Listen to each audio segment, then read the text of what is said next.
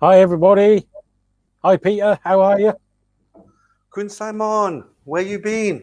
You not Hello. come my bar. Right, have we got anybody in the chat yet? Not yet. Who's that? Here we go. Is that you wrote that? Hang on. Let me turn the sound off there. I've got Tristan just visiting. Hello, Tristan. Bend down, say hello. Hello. This is Tristan. Hey, Tristan. This is my youngest son. Hi, Peter. Hello, everyone. Say hello to everyone in YouTube land. Peter, your microphone's gone again.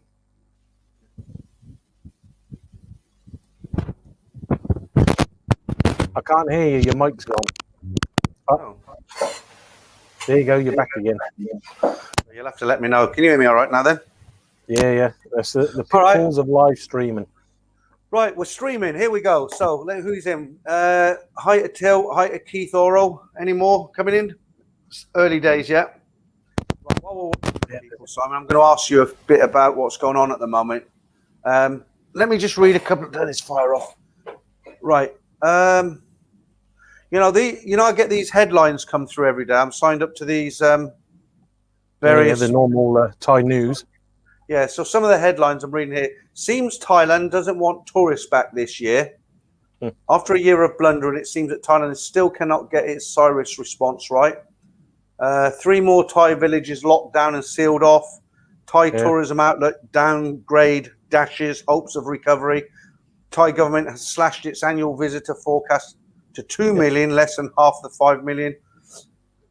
I get this stuff every day. I haven't deleted it because of this live stream.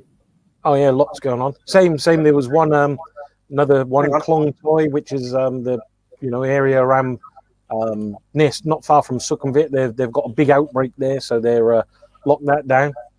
I just got all these headlines because I got about 2-3 days of them come through. Phuket forcing muzzle wearing, 40,000 baht fines.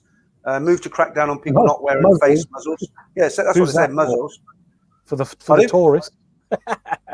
No, it's Thais by the look of it. What's this one? Why is this something? Wife told go to hell as husband pushed her Thai husband off a cliff. Woman, no, it's nothing to do with it. Woman pushed by her husband off a cliff in Thailand while pregnant, forced to. I'll read that. Chiang-Mai increases restrictions a minute. Protesters throw paint. No, we don't want that one. Just this last one. Pattaya lockdown. 90% of 1,000 hotels are empty, declaring Chonburi province a dark red zone. A dark red zone now, not a red zone. I don't say the word. Pattaya is full of starving and homeless people. Yeah. Lots of headlines. Quite a few more people joining. Hi to Hans from Sweden. Hi Adrian from Coventry. Who else we got there? Neil. Good evening from the Philippines. To Magna. Damon. Hi Damon. Massive coconuts. Hey lads, you guys are not in the pub today. No, we're not in the pub today. No, you know what it is. We had technical issues. It was a really nice. Simon made the actual. Your mic's gone. Let's change mics. Am I there now or not? Yeah, it's there. Yeah, we were having a lot of technical problems with that pub interface. So although it looked nice and a bit gimmicky, we thought let's just go back to basics. Use a basic bit of software like this. This is StreamYard. They actually sponsor us. StreamYard. I'll put their little ticker going down the bottom. Yeah, StreamYard is if you're a YouTube. If you do live streams, they're very, very simple for old dinosaurs like me, old buffaloes. You don't need to be too technical. But yeah, we might bring that one back in again. Well, yeah, we got the bugs sorted out on OBS pretty much now, but yeah, we'll try it out in the future. Hi again from what was it? Digital Nomad. Any excuse not to go to work or not to go back to work? Got a Slideway. Hi from Germany. Hi all from Sydney, Australia. David, Australia. And Mr. Superstar. Yeah, I mean, we see if you this time of day, this live stream. I noticed there's a few regulars and there's also some different people from around the world because obviously where you are at 6 p.m. now, isn't it? And it's 12 o'clock noon in the UK. When I do the live stream on it, I think one of our most regulars, IO IOM Tilt. He never sleeps. He's on every stream. He's on every stream. But maybe he's a chat bot. How do we know he's real? No, he's real. Joking. He's real. No, because he is real. Because I had a conversation with him once. He told me his real name. I think it was Steve, if my memory's right. Tilt, is that your name, Steve? Am I mixing up people? We're going to have a little bit later on. We're going to have a little bit of a question and answer session today because well, you won't know this. I'll tell you now. But sometimes, Simon's got his own email address, Simon at Thailand-Bound. I'm Peter at Thailand-Bound. We've got stories at Thailand, all sorts of Thailand-Bound email addresses. So sometimes people will send messages to Simon because he's in Thailand, obviously, to ask him questions about Thailand. Sometimes people ask me questions about the good old days. And we've just picked out, just to see how it goes, Simon's picked 5 of the most common questions that he gets asked. And I've picked out 5 of the most common questions that I get asked. And we're going to do 1 each alternatively. So there'll be 10 there. So we'll see how that goes. And if that goes well, we might introduce that to the stream each week. Yeah, that's it.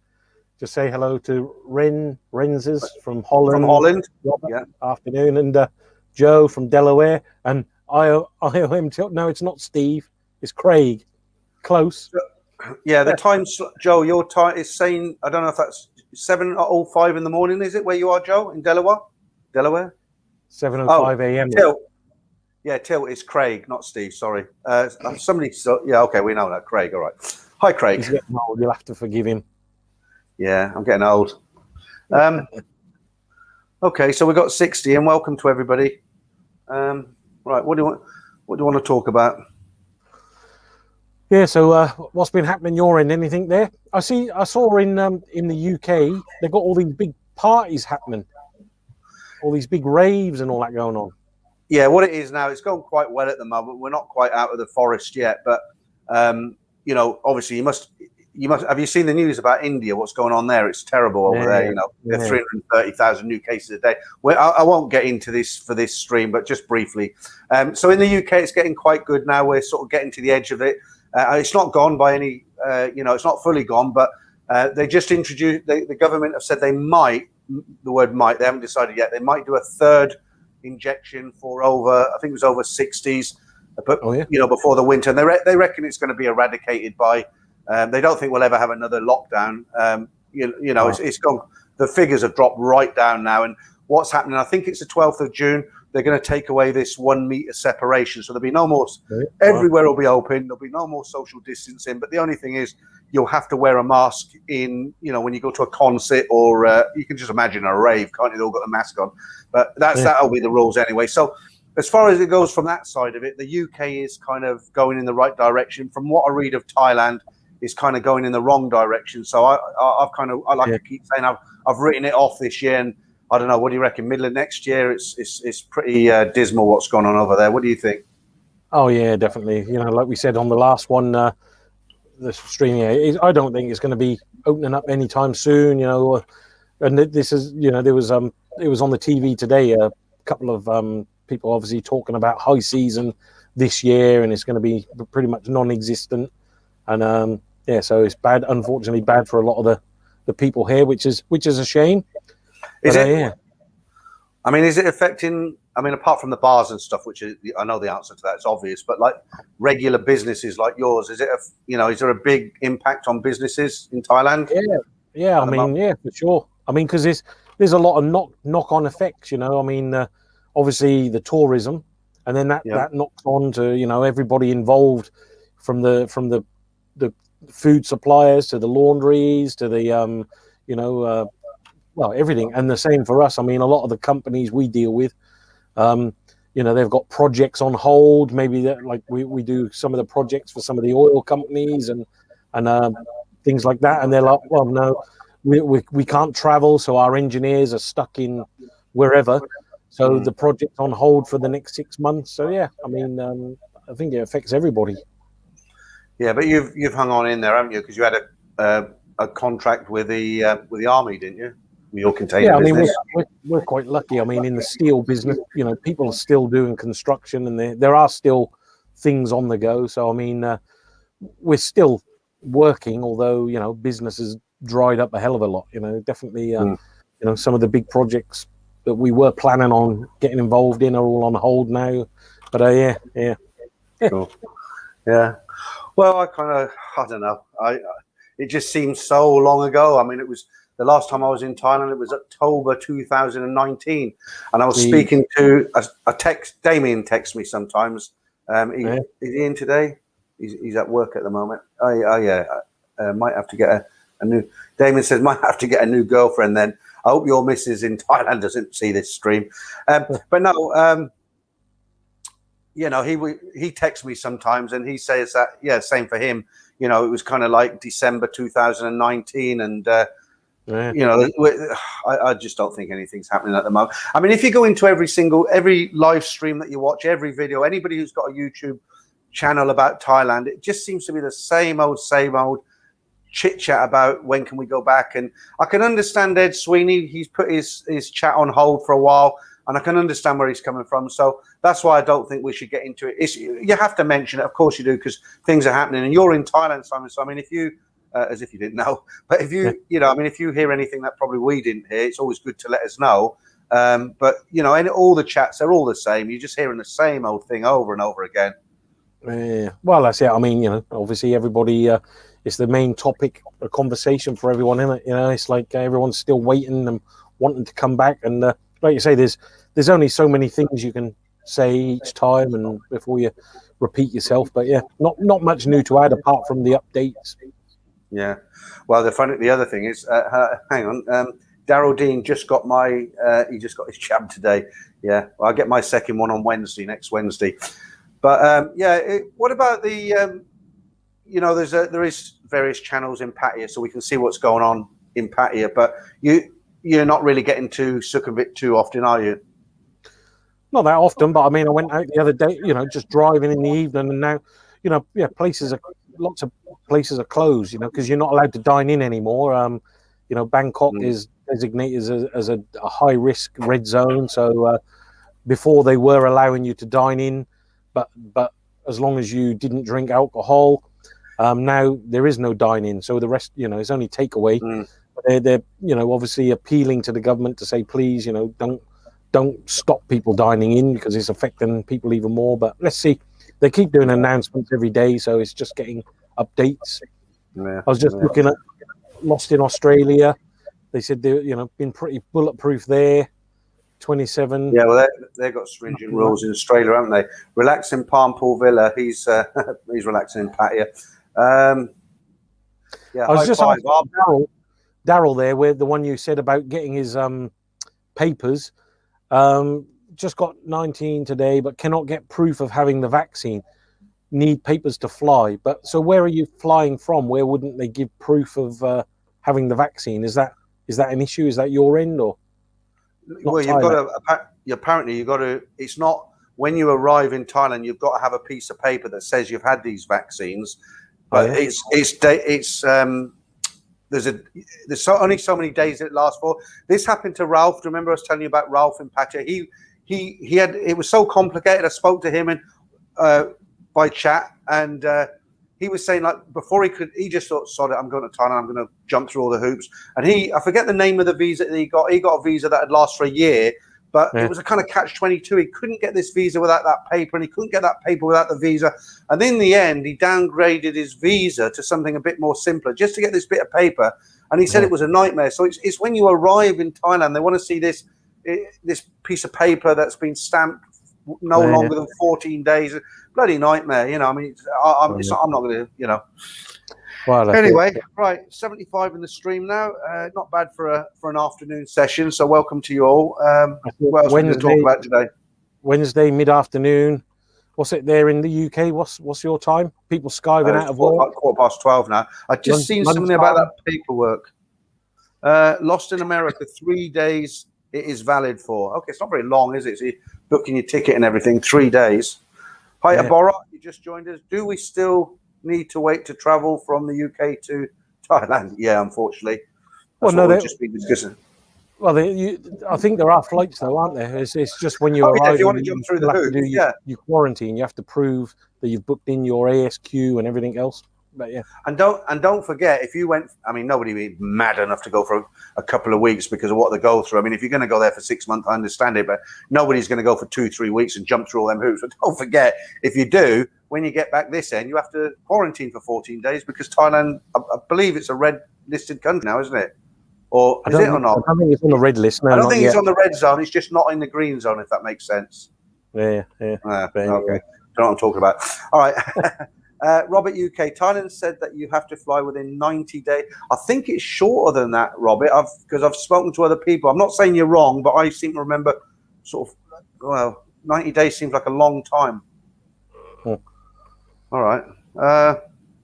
Have we said hi to everyone? Pretty much, I think. Yeah. No name. Hi, guys. Yeah. Hi, no name. Okay. So if you've just joined us, I'd said at the beginning, we're going to kind of do a question and answer session for this stream. So we've got something to talk about instead of just everything that's going on with this Cyrus at the moment.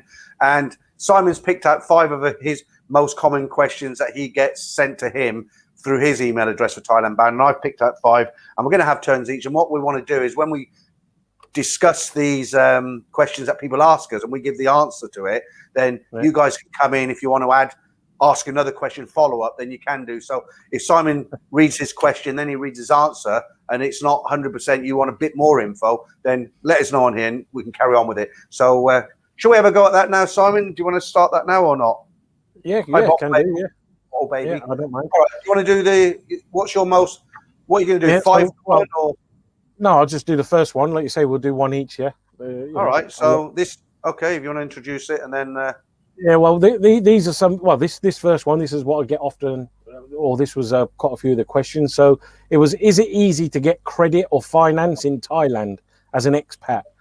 So, so basically, if you do come and live here and you want to, if I know in the UK and places like that, it's dead easy to get credit cards and loans and all the rest of nowadays. it.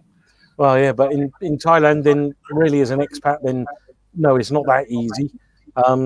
If you want to apply for a credit card, normally what they do is if you want a credit card with say 100,000 baht limit, you actually have to deposit 100,000 baht in the bank. So and it's there for security, and then you can use the credit card. But they keep that 100,000 while you're using your credit card. So that's normally what happens with them. And in terms of other stuff like financing for car leasing and that sort of thing, normally you'll need to have a work permit or a residency to actually get the finance. So they don't like to give finance to foreigners because they know we can just get up and disappear at the drop of a hat. So that's normally what happens here.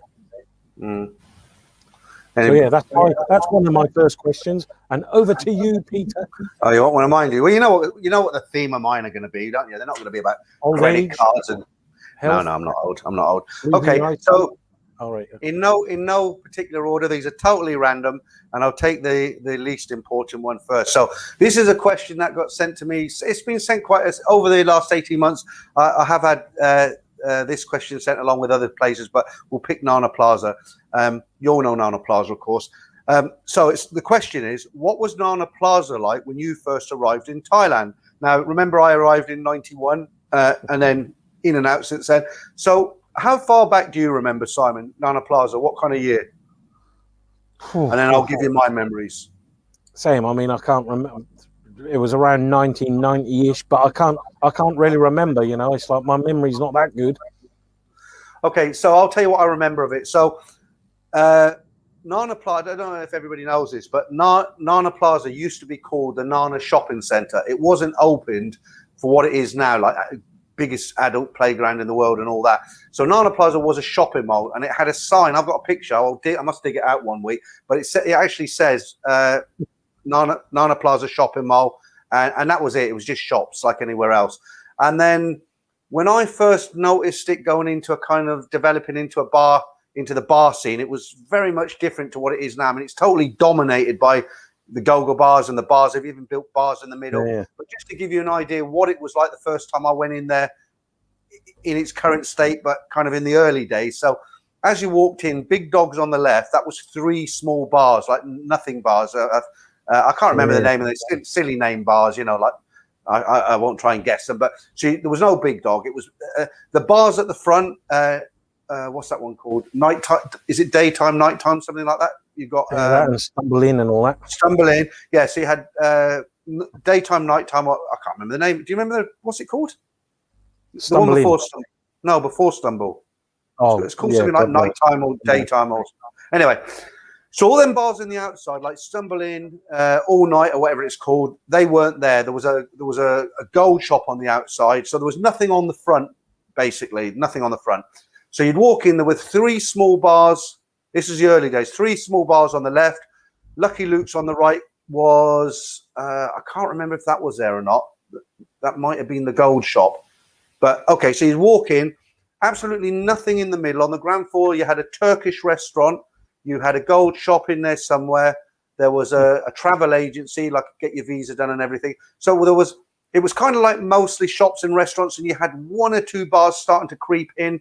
And then on the second and third floor, you had a snooker club on the 3rd floor, big snooker club. And on the other side, you had a kind of a short-time hotel. And on the 2nd floor, you had, I think there were only 3 Gogo bars, and the whole walk around there were 3. And then slowly, as the bars started moving into Nana, the rents got pushed up because they were starting to make big money. Regular businesses couldn't keep up with it. They were pushed out, and eventually, somebody selling Eastern Turkish food isn't going to make as much as a Gogo bar, are they? Let's face it. So they were pushed out, and because more and more bars were coming in and the money was in, a lot of expats and tourists started to head to Nana-Plaza. It was all starting to get on the internet. Then, of course, it developed. They've absolutely saturated it now. And even the middle part, that when I first got there, that was a car park. The middle of Nana was a car park. And now you've got the bars, and it's just total full on. So that's what it was like back then. Can't believe you can remember that.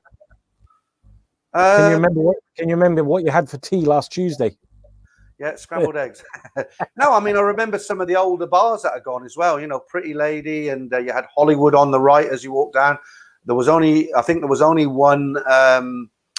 I forget the bar that's got the 3 of them. I can't remember the name now. Now my memory's gone because you said that. It was really flowing. But no, a lot of it's changed. But we're not going to talk about Nana-Plaza all night. So, hang on. Have we got any comments on any of this stuff? What year are we talking? High five. Yeah. So I first sort of headed down that way around 1991. But when I'm talking about when the bars started to go, and there was something going on. That was probably 96, about 96, 97. It started to happen slowly, but then it developed over the next sort of 3. By the year 2000, it was pretty much full on, but not quite as full on as it is today. Okay. Yeah. And then, High Five is still a shopping mall of sorts. Yeah. Right, who's buzzing? You or me? No, that's you. You've just put something up on the screen. Does that make it buzz then? I don't know. You just put that message up. What is that? Hi, I'm in China. Yeah, because some of these messages are interesting, and when we're talking, I don't like to keep interrupting the what we're talking about to go into the messages, but some of them are interesting. So sometimes, as one of us are talking, we can just put the message on screen and people can see it without the interruption. So, do you want to move on to your on that first dose? Then it seems you now put it up there. I have a verification on our health code upgate getting the. Did you see Did you see the news about they were going to allow the expats to be vaccinated here in Phuket and all the rest of it, but now they've said no, they're not going to do it now. So because I got a story sent. I got a story. Well, a headline sent. I didn't read it out at the beginning, but the headline was: all foreigners living in Thailand can now receive the vaccine, according to a recent article published by local media. Tiger, all foreigners living in Thailand are eligible to receive the vaccine, but that's out the window now, is it? Well, that wasn't correct. It wasn't all foreigners. It was if you were over the age of 60, and I think they've retracted that. So you'd have been all right, but you'd have been gutted. I've still got 20 years to go. Young man, like 20 years. Then your alarm clock went off and you woke up. Were you 50 now? 51? Yeah, 32. Yeah, all right. What's your next question then? What's the next one that you get sent? 50 already. The other one was just I often get asked about cars, and so it was like if moving to Thailand, would it be easier to buy a car there, or should I import my old car with me? And I think that's one of the big topics that people see online and everything. And the cost of cars here are astronomical. There's a huge tax on them. So, I mean, for example, in the UK, you can get, I don't know what, a five-year-old Mercedes convertible for what, £7,000-8,000 or less here, than that. Yeah, Cars here are that cheap would cost you like 2 million baht almost. The cars are very, very expensive here. But saying that, if you import a car, it's the same. Even if you bought it for £5,000-10,000 or dollars, whatever, and then you imported it here, they would tax you on what they think it's worth. So you'd end up paying the exact amount. Yeah, well, that's it. And so, that is a huge cost having a car in Thailand or buying one. There is a loophole, or a small loophole, if you've got a car and you have got a Thai friend or a daughter, son, wife.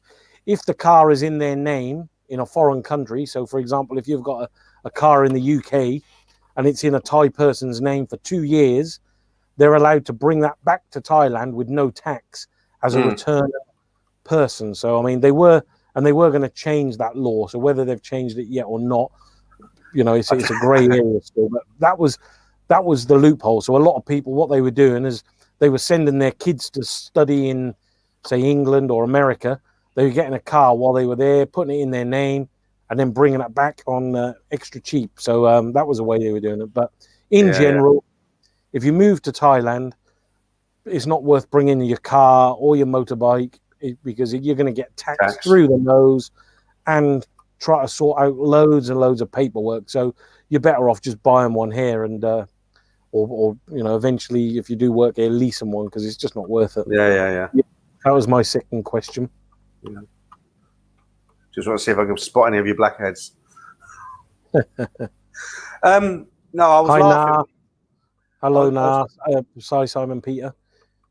Yeah. 300% import tax on cars. Yeah, that's right. I mean, any vehicle, 300% import tax, and that's not on the invoice.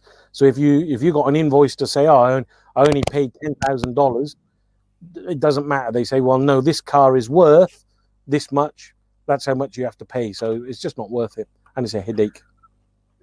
Do you remember? I was laughing because do you remember 2 funny stories about a car? Because I had cars when I was in Bangkok, and do you remember the time when I bought? He's a bit of a crook, wasn't he? There was a car salesman in Bangkok years ago. He had all these overpriced cars, and I bought the really big. It was an old one, banger. It was a banger, but it was a Mercedes. I think it's the SL 500, huge, big bonnet on it, and I bought it off him, overpriced, and no cares in the world. Come down. It got me home, and then I come back from Bangkok. I was driving down to Pattaya, and the bloody engine literally exploded. The head gasket went, and it, And then there was a time. Do you remember when we? Do you remember? I don't know what car I was in, but we were in Pattaya, and I pulled out, and that bloody BART bus just pulled in and scraped all the side. And he went to the police and said it was my fault. And then we had. Do you remember that or not? When he grabbed my cigarettes when I used to smoke. But that's the thing. If you have a car accident in Thailand, then it'll be your fault. As soon as they see a foreigner, it's your fault. But also, I mean, I don't know what it's like in your countries, but the same. If you have a crash here in Thailand, you have to leave the vehicles where they are, and then call the insurance companies. Then they come out and photograph it. So that's why you see so much traffic. Sometimes you'll be in a road and you'll think, geez, what's all this traffic? And it's just like 2 cars, and they've had a very small collision, and it's probably, I don't know, 5,000 bahts worth of damage. But instead of just like moving the cars off to the side and waiting, they'll leave them where they are. They'll call the insurance company, and then they'll wait, and they'll come and they'll photograph it all. And that could take 2 hours for an insurance guy to get on his motorbike and come to the scene of the crash. I remember they pinched my car up when I went to Therme one night. I had that old 5 Series BMW I had, and I went to Therme, and it was about 5 in the morning. This when the bars were up all night, and I parked. If you can imagine, you're walking down Sukhumvit, and there's a front door to on your left. There's a front door to Therme, where you went down the steps. The next soy, I just left it next to the wall because it was so quiet at night. I thought I was coming out, I'd be fine there, and it was fine. There was no traffic, and of course, I was so knackered. I ended up spending the night in the hotel above Therme. I forget the name of the hotel. And of course, I came out in the morning, my car was gone, and I had to go down to Lumpini. And I can't remember if it was Tuk who took me down there. Your missus, was it? Yeah, probably. Yeah, I think it was. I think she took me down. We went down to Lumpini, and I don't want to say what I had to do to get the keys back, but I got them. And then it turned out we were looking all over Bangkok, and it was actually under where they were building the SkyTrain, right opposite from Thermia, but I didn't have the keys anyway. So I mean, that's often the case as well, because you're never really sure where to park. So at night time, obviously, you know, it's a totally different city. So you think, oh yeah, I'll be fine here. But then, of course, 6, 7 o'clock in the morning, that's like a busy street, and that's happened to me a couple of times before. That the tow truck will come and they'll lift the car on, and then they'll put it in the local, like the closest impound yard, which is, like you say, normally under the highway, under the flyovers and stuff like that. But geez, where's my car? It's been impounded. Maybe you want to. I'll do my next question in a second, but there's a comment there. Maybe you want to answer that one, Simon. Dave Andrew, if in a car crash, are drivers tested for alcohol? No, not normally. But well, saying that, they never used to be, because I mean, in all you know, fairness, Thailand used to be a place where people, you know, you see them everywhere. They're driving and they've been on the lash, and they'll get in their car and drive home on the alcohol, not, you know, on the lash, on the drink. And you never used to have to worry. I mean, I never used to drink drive, but I mean, people who did, you know, that you could be pretty sure you'd get home, and if you did get stopped, you'd get away with it. But they've really tightened up on that in the last few years, and now it's just not worth drinking and driving, because if you do have a crash, yes, they'll breathalyze you and see if you're over the limit, and if you are, then obviously, you know, you get, officially they seize your car, night in jail, then go to court, pay 20,000 baht fine or whatever. And taxis are that cheap. It's just not worth drinking and driving. A lot of people used to do it and you could get away with it, but they're really cracking down on it. So it's it's not worth it. And so they will test you now if it's a serious crash, you know, or the police will come, and especially if you're a foreigner, yes, they'll look and say, oh, you Falang, you know, have you been drinking? Let's test you. For sure. Yeah. I'm trying, while you were talking there, I was looking for a really funny picture that I've got of that subject that you're talking about. Let me just carry on for a sec. Let me try and get this up. But yeah, I mean, breathalyzing and drinking, right?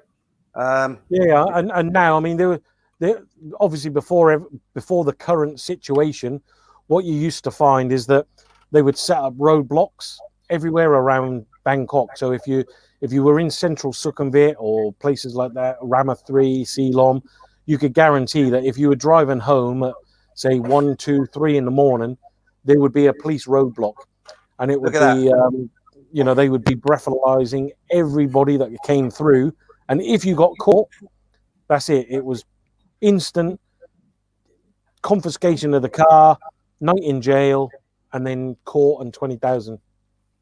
Right? Why? I can't get all the photograph in, but what's funny about it, he's actually holding a bottle of whiskey under his arm. So he's actually getting. So the full picture. There's a video up on the channel called, I think it's called 60 Funny Images from Thailand, and this picture's in there. But you can just see the top of his bottle. Can you see it next to his ear? Yeah. So the guy's got a whiskey bottle, half drunk. He's holding it like this, and he's getting breathalyzed. That tickled me. I just thought it was funny. Let me get rid of that. So yeah, that was my one about the car. So over to you, Peter. Okay, Peter. That's it. You're not gone my bar a long time. Where you been? Peter, I know. Simon. Right.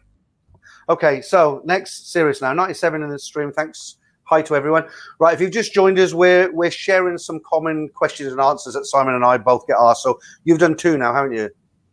Yeah.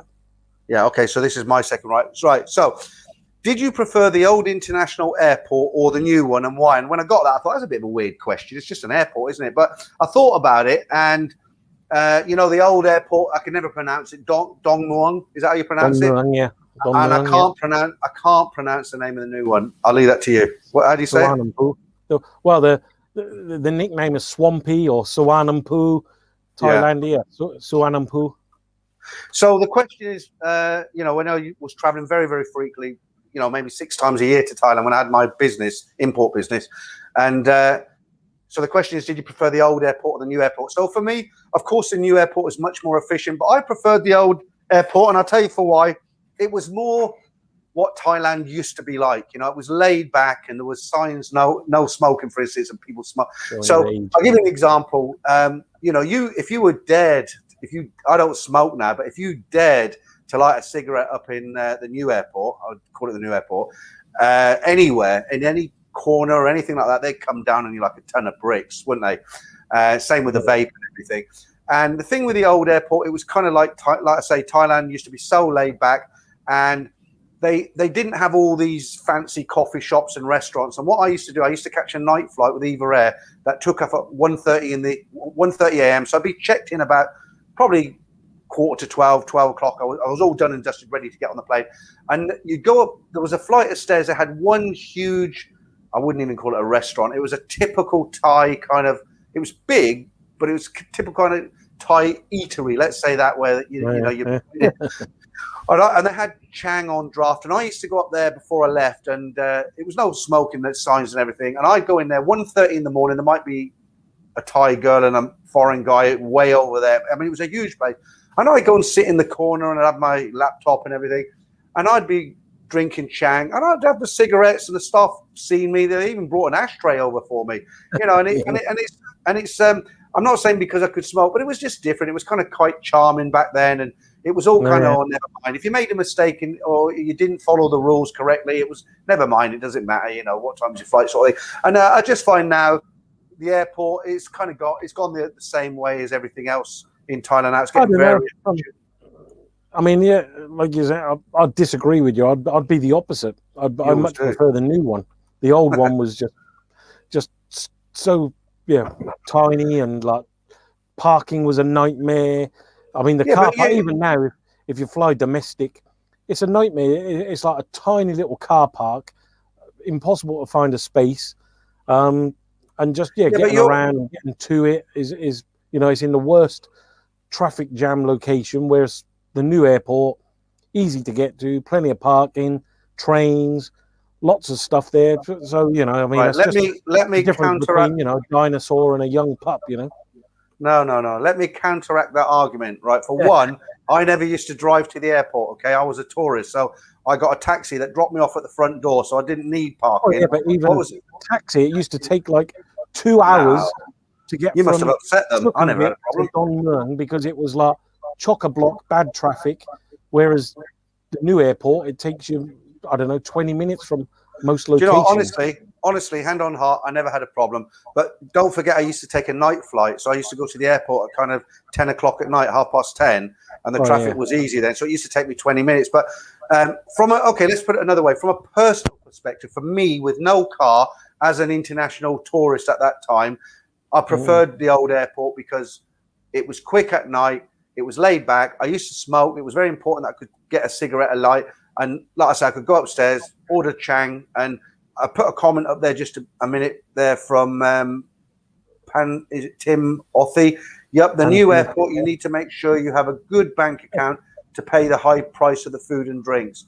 Okay, all right. So we'll agree to disagree on the airport. That's our personal thing. So let's leave that one in. What was the English pub at the airport? Do you remember? They got one at the new airport. It's the same one at the new airport as well. It's called God, Jesus, what's it called? I know the one he's doing in Heathrow, but I don't think I ever went to that one.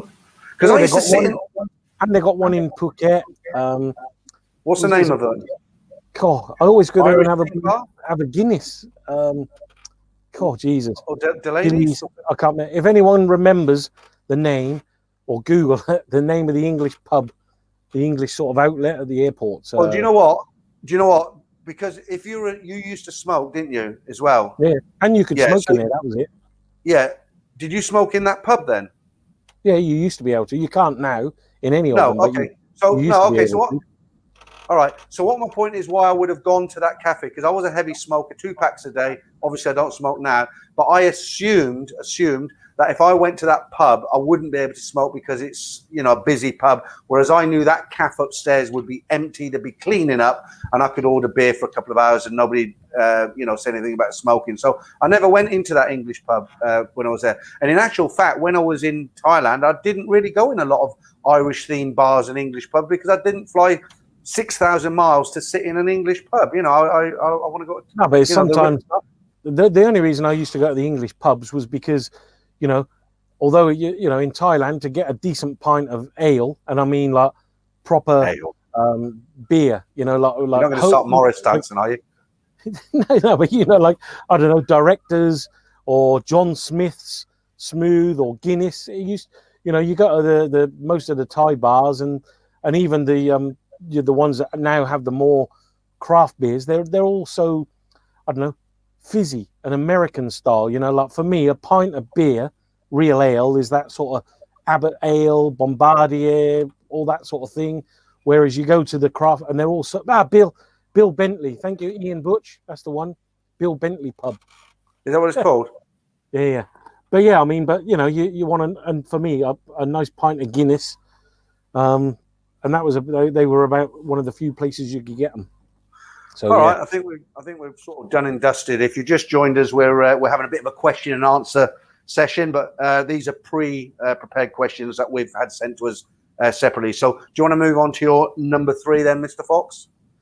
Yeah. The other one is just is it easy to find Western food in restaurants and supermarkets? So yes, I mean, again, 10 years ago, it was very difficult. You know, if you wanted to get your I don't know, again, English theme. If you wanted to get Cumberland sausages, Thai food, Marmite. Yorkshire tea, Marmite. I just had a delivery of Marmite yesterday. How many bottles? 2 bottles of the 250 gram, and I bought them online. How much that cost you? Cool. I think it was 200 something baht. So it's about not bad. About £5. About £5. Okay. And then I bought some Yorkshire tea bags, 250. Anyway, that's going off the question. So yes, nowadays you can find everything pretty much. If you want Western pies, if you want you know, normal Western food, your HB sauce, your Heinz, your Campbell's soups, your can you pretty much get everything now? Yeah, I tell you what's really, really hard to find here, and my kids love them, Jaffa cakes. Do you remember the box of biscuits with a chocolate bit? Tell them about the box of chocolate biscuits. Yeah, I remember because my kids, they used to love the English biscuits. So the typical one is what's the bourbon, Jaffa cakes and bourbons and British chocolate creams, yeah, Jaffa cakes, all of those biscuits, digestives, chocolate fingers. So they used to be really, really hard. Hobnobs. God, I'm getting really hungry now. So yeah, so Peter. I mean, we got the idea. Biscuits, Peter sent me a load over, so that was really good. And then yeah, half of them. But what happened to them? Yeah, half of them all broke into bits, and well, they all stuck together, didn't they? You said the chocolate. Melted. Yeah, just like one slab. But it was worth it. I mean, broke them up a bit, stuck them in the fridge, and that was it. So yeah. So back to the question. Yes, it's really easy to find Western food now, but you still need to go to those specialty stores. So you need to go to like Villa Market, the Gourmet Market. There's a lot of places online now, like Just Meats, Sinbury, AB Foods. Hua Hin's got somewhere, huh? Hua Hin's got somewhere as well, hasn't it now? Yeah, that's the one in Hua Hin. It's called AB Interfoods. They have loads of English stuff. Pattaya, you've got Expat Foods, you've got Sinbury or Sanbury or something like that. And then online, you got loads of them. So now you can find all your English and American and Filipino and Japanese. They got a huge Japanese supermarket now in Sukhumvit, which is really cheap. So yeah, it's actually, you can find pretty much everything. And if you can't, it's different then. Someone will bring, yeah, I mean, like you say, 5-10 years ago, it was so hard to find things that it was only Villa Market and the prices were crazy. Now the prices are coming down. Yeah. So. I was going to say, when I lived on Sukhumvit Soi 24, when I was a permanent resident in Bangkok, the only place you could really get any foreign food was to make at home. I'm saying it was Villa Supermarket, and their selection wasn't that great. They didn't have a lot of stuff. I know now because obviously I've been back to Thailand many times, and I know you can pretty much get everything, but the price has reduced quite a bit on stuff now, hasn't it? It used to be really expensive to get something. Oh, yeah. It's, you know.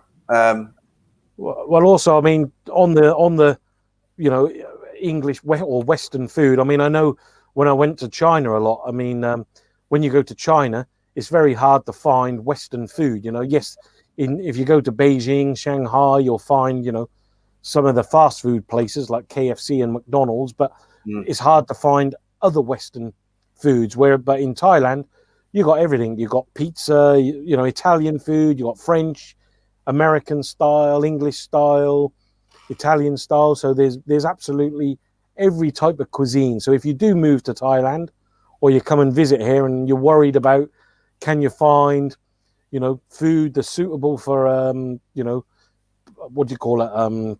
What's it when you can't eat dairy? Lactose intolerant, something like that, or celiac or whatever, then you're sorted. You can get it everywhere now, so it's really good. But if you go to China, different story. It's hard to find that stuff. So that's me. That's my third question, Mr. Okay. I was just looking at several screens trying to get things going. Looking at the porn. No, I wasn't looking for what? You throw me off course now. Right. So how many? You've done 3 questions, haven't you? That was my third. Yeah. Okay. So my third now. Okay. This is a really common question people ask me. So we're going back to the early 90s again in Pattaya. Someone's asked me, what was the best go-go bar in Pattaya back then in the 90s? Well, Walking Street didn't actually have not a single go-go bar on the main strip of Walking Street. Before you start typing text, oh, there was this one and that one, I'll just explain what I mean by that. So as you come in from where the police tourist bus is, the main kind of... have you turned your sound up, Simon? Because I can hear myself echoing now. No. And I haven't all through the stream. It's quite a bad echo. I haven't touched anything this end. That's really weird. Now it's gone. Okay, I thought that's thrown me off now. What's it? Walking Street, yeah. So, which was the best go-go bar in Pattaya? So back in the early 90s, if you walked down Walking Street, there wasn't a single go-go bar on the main drag road. But what there was, you had back then, which, if you say which was a... Simon, I can't concentrate with this echo. Is anybody else hearing it? It's really loud. No, I can't hear it on mine. It does go. Yeah, but it must be coming through your end, because what we were talking about earlier when it was happening for you. I can't do anything from this end, and it's really loud. I've muted myself this end now. Yeah, it's gone now. Okay, right. So when you walk down, when you say you muted yourself, what do you mean? You can't hear yourself now, or? Yeah, I can hear very lowly. Yeah, but carry on. All right. Yeah, it was just really off-putting. That's all. It was really loud.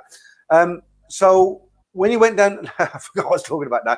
Which was the best? We'll start again, right? Which was the best bar in Pattaya, go-go bar back then? So it's down to personal choice, isn't it? When I first got down there in the early 90s, there wasn't a single go-go bar on the main strip of Walking Street, but they had little soys where they had them. So for me back then, the best one was Happier Go-Go. It's still there now, and that's down an alleyway, and it was a really happening place. Obviously, I haven't been there for a few years. I'm not into go-go bars anymore because of my age, but that was, for me, that was the best one.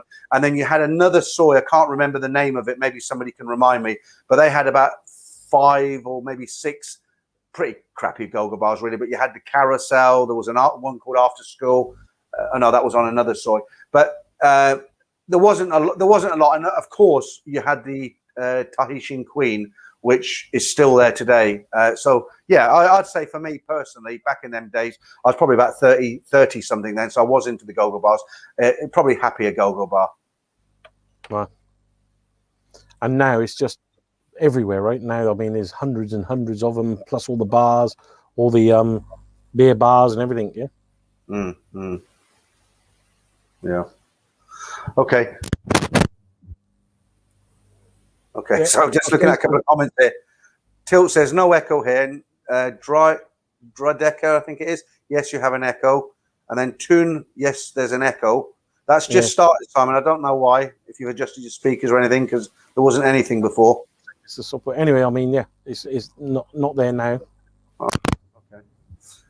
Yeah. All right. Do you want to go into your fourth one? If you just my fourth question is where is it? Hi, Simon.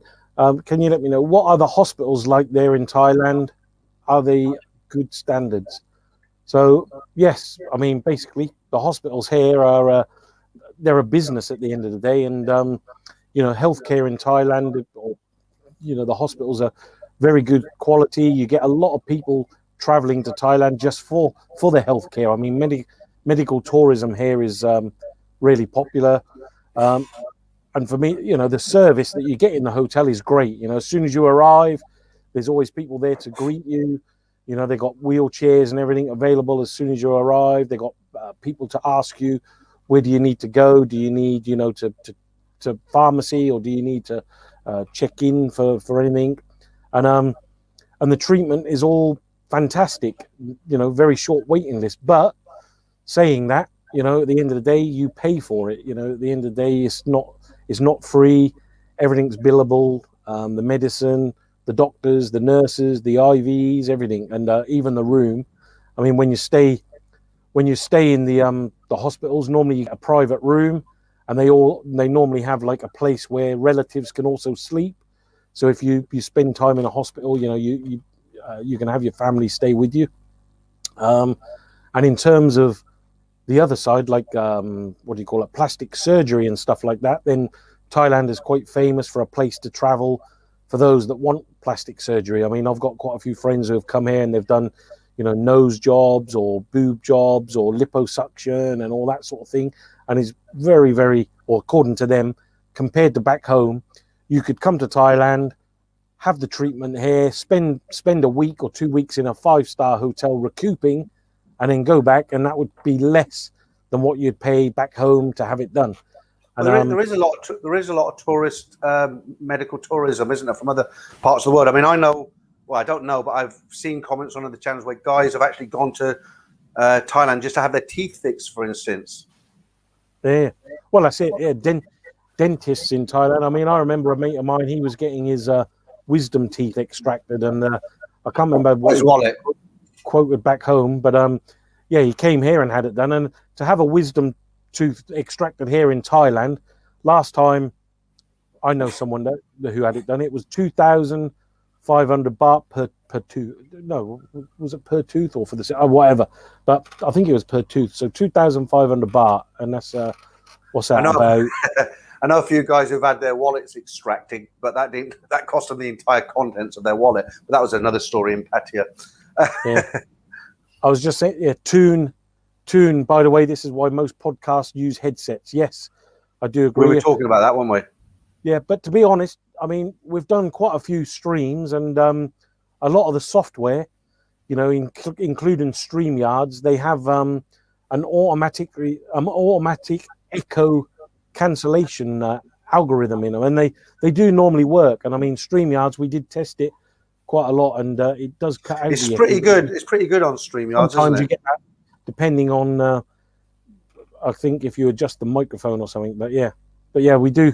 I've got the headphones, so if it does come back, I'll stick the headphones in and mute the speakers. Yeah. But we did actually speak, without getting into too much technical stuff. We did actually we spoke about it, and I did actually bring some headphones. They're pretty crappy, really, but that might be. We decided we didn't want to wear headsets through the stream, you know, because they're a bit restrictive. But I think if it becomes a problem, the echoing, if it becomes a big problem where it really pisses people off, then I think we'll have to go down that way. But for now, I can't hear any echoing, so let's not let it take over the stream anyway. I'll put my headphones in anyway. A couple of good comments there. Tiger's Den, so true. Hi, Ralph. Geezer Life. Thanks for that. Cheers. Did we get any more? We got a few more. Yeah, 90 to 100 watching and only 18 likes. Yeah, come on. Don't you like this anymore?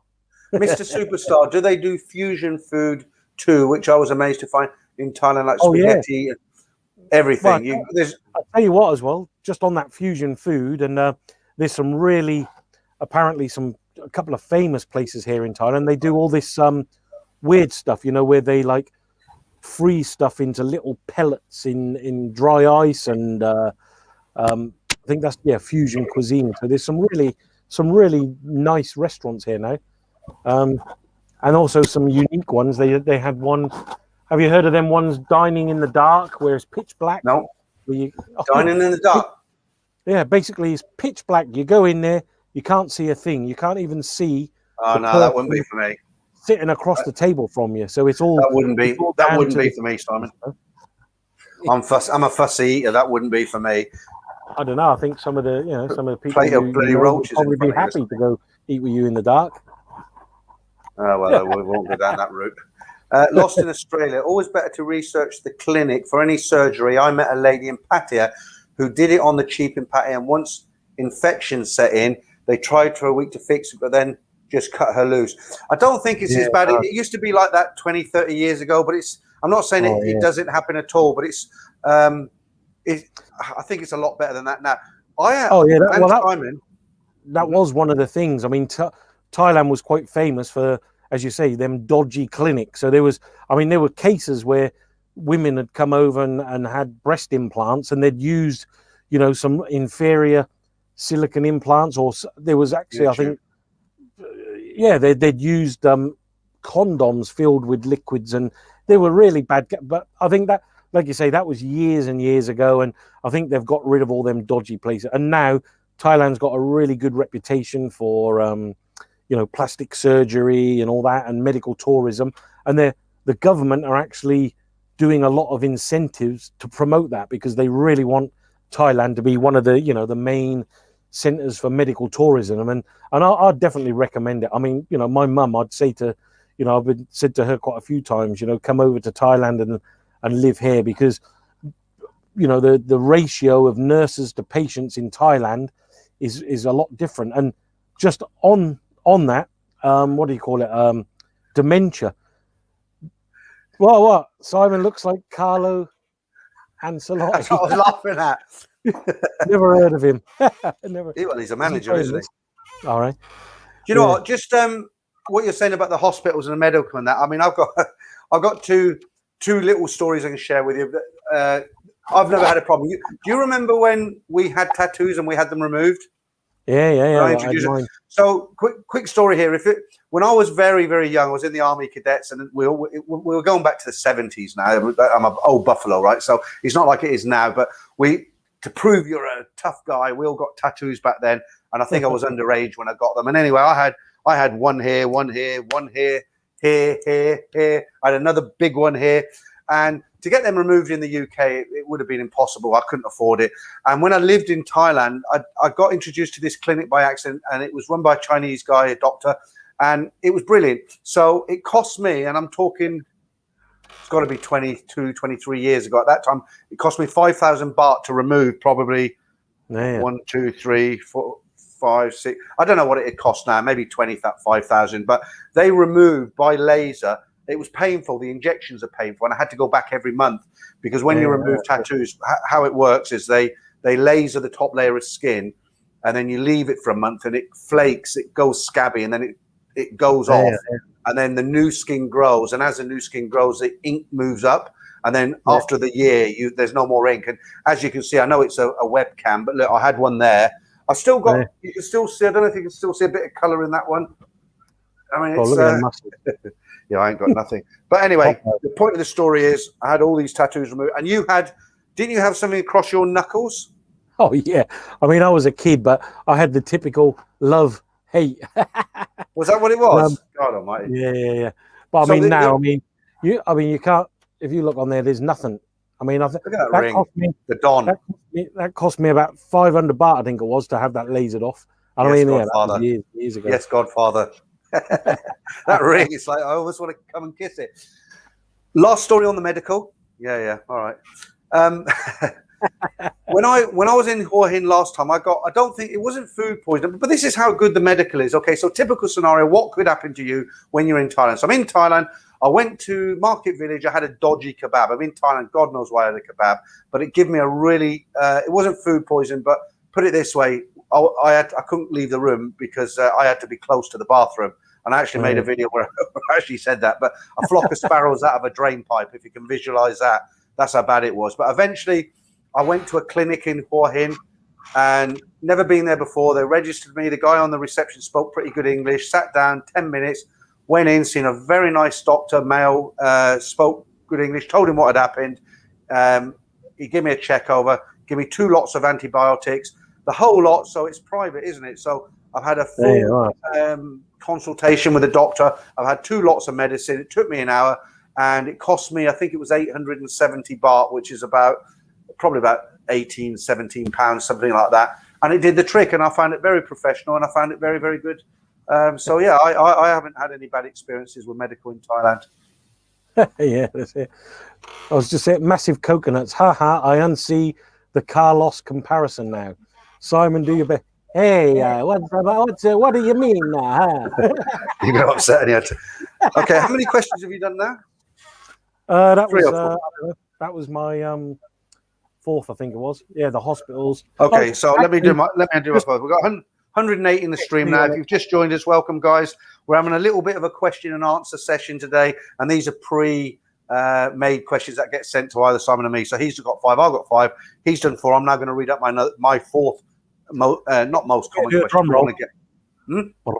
I thought you didn't want to talk about this stuff because people might watch this. Certain people.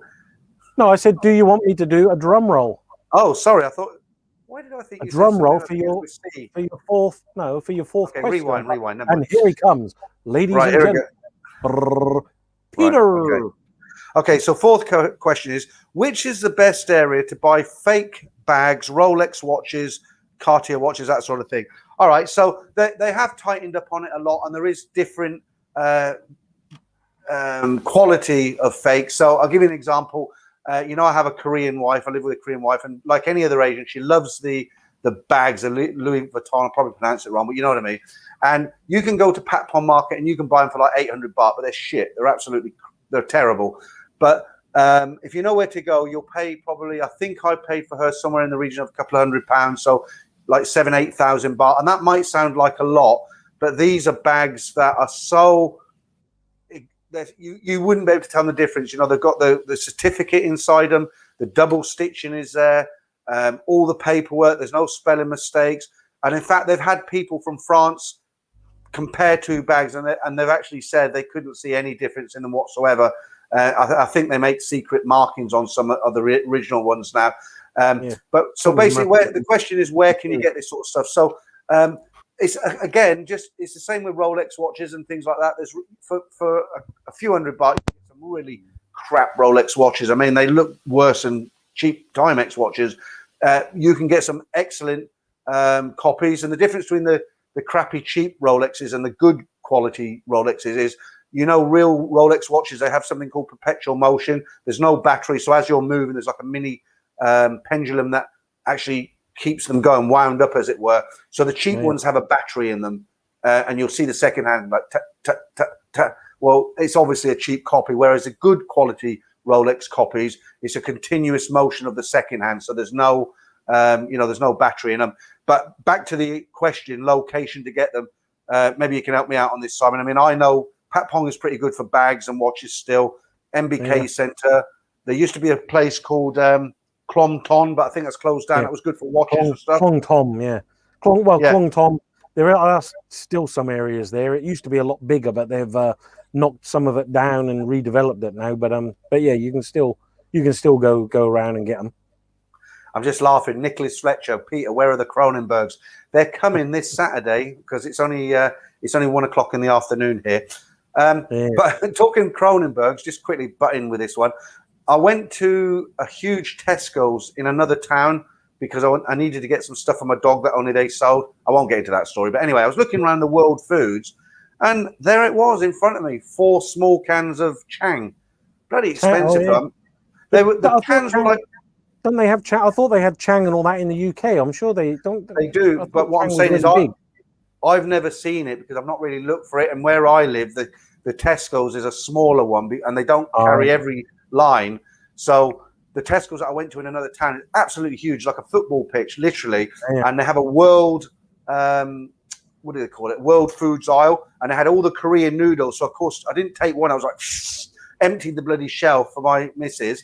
And then I looked on the bottom shelf and there were 4 cans of Chang beer, but they were tiny. They were like, if you imagine a can of Coke but take that the can of Coke, but say 75% of the length of the tin and the same, and they were £4 for 4, and I nearly bought them for fun, just on the look, because I'll be live streaming this Saturday, and I was going to say, hey guys, I've got Chang here, but I thought, nah, it's a waste of money, really, isn't it? So I didn't bother, but you can get them. I mean, well, do you remember I mean, in Thailand, years ago, the most popular beer used to be obviously Chang, and then you used to have Kloster and Bangkok beer. So there was like Chang, Kloster, Bangkok beer, and now they've all been rebranded or whatever. So now the most popular is Chang, Heineken, well, foreign beer Heineken, but you've got Leo. I mean, that's really popular now.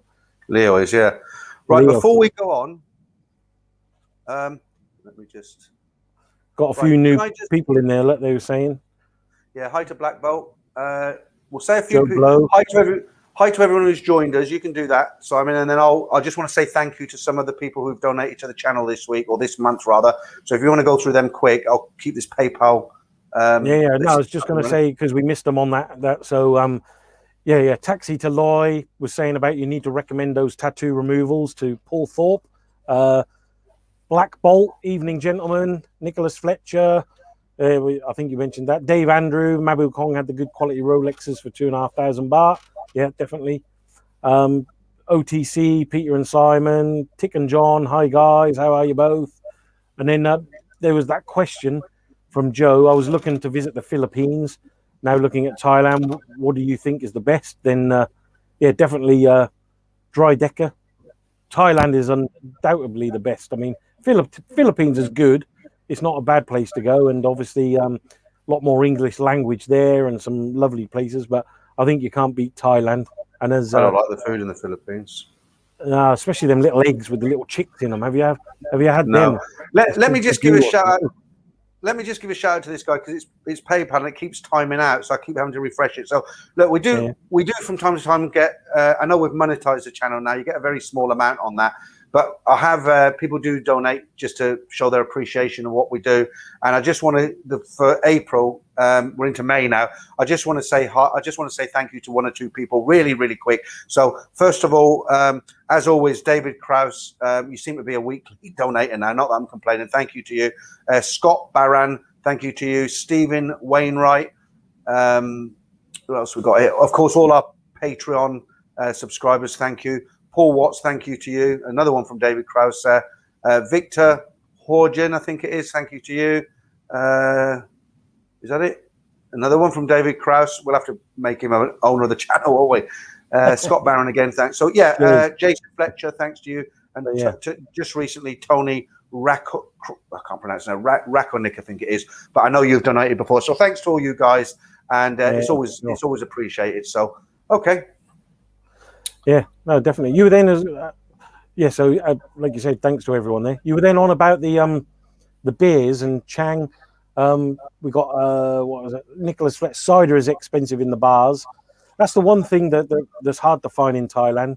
If you're not in the bars, I mean, if you go to the bars, you can, well, especially the Western bars, the English pubs, you can get Magners and a few of the other Stowbridge and couple of other ciders. But if you go to 7-Eleven, really hard to find a nice cider. I don't think actually 7-Eleven have cider. They have all these, Spy wine coolers and Smirnoff Ice, Bacardi Breezers, but that's what they need to start stocking, a really nice little bottle of cider in the fridges. That's one thing I do miss. I do miss a nice bottle of Magners. Right, on that fake bags and that, let me just say hi to the lovely Francesca. I see you got that nice picture there again, Francesca. Okay, we take a weekend at Chiang Rai, then cross over to, is it Mae Sai? AAA Bags and Watches. Okay, so I'll put that up on screen. If anybody wants to, that's a nice picture, isn't it? Getting sidetracked now. Just let that come up there. There you go. Yeah, we don't have many females join us on this channel, so it's always nice. Always give them the attention when they come on, because it's nice to have a female perspective on the channel. Okay, right. A bit of info for you there. Just back to the hospital thing. Hang on, what is that? Tick and John in Thailand. Hey, Peter, I think Buzz and Trevor is in love with you. He keeps mentioning you on your stream. No, he's not in love with me. No, what it is, Trevor from Buzzing Pattaya. He's a down-to-earth guy, like Ed Sweeney, like myself. I like Simon. And, you know, I don't really like the pretentious YouTubers who go over the top. And I like Trevor's style of videos. He does a very, very good job. And hopefully me and Simon will get to meet him when we eventually get to Pattaya. And I do watch his videos when I've got time. So it's not a case of him loving me. It's a case of I mention him quite frequently because I like what he does, and I suppose he's been polite and mentioned me back. So there you go. Right. But just I wanted to say I forgot, but I wanted to say when you were talking about the hospitals, the one thing that blew me away the first time I went to Bumrungrad on Soi 3 was having a McDonald's in a hospital, because that's just unheard of here, isn't it? And to see a McDonald's, you think, oh, that's crazy, but actually it makes sense, doesn't it? They've got loads. I mean, yeah, if you go to like near me, you got Pattaya 3, Pekasem 2, and I mean, you go in there and they got Starbucks, they got the Japanese restaurant, and all. Yeah, because I mean, people come and visit their relatives, and you know, they want to eat.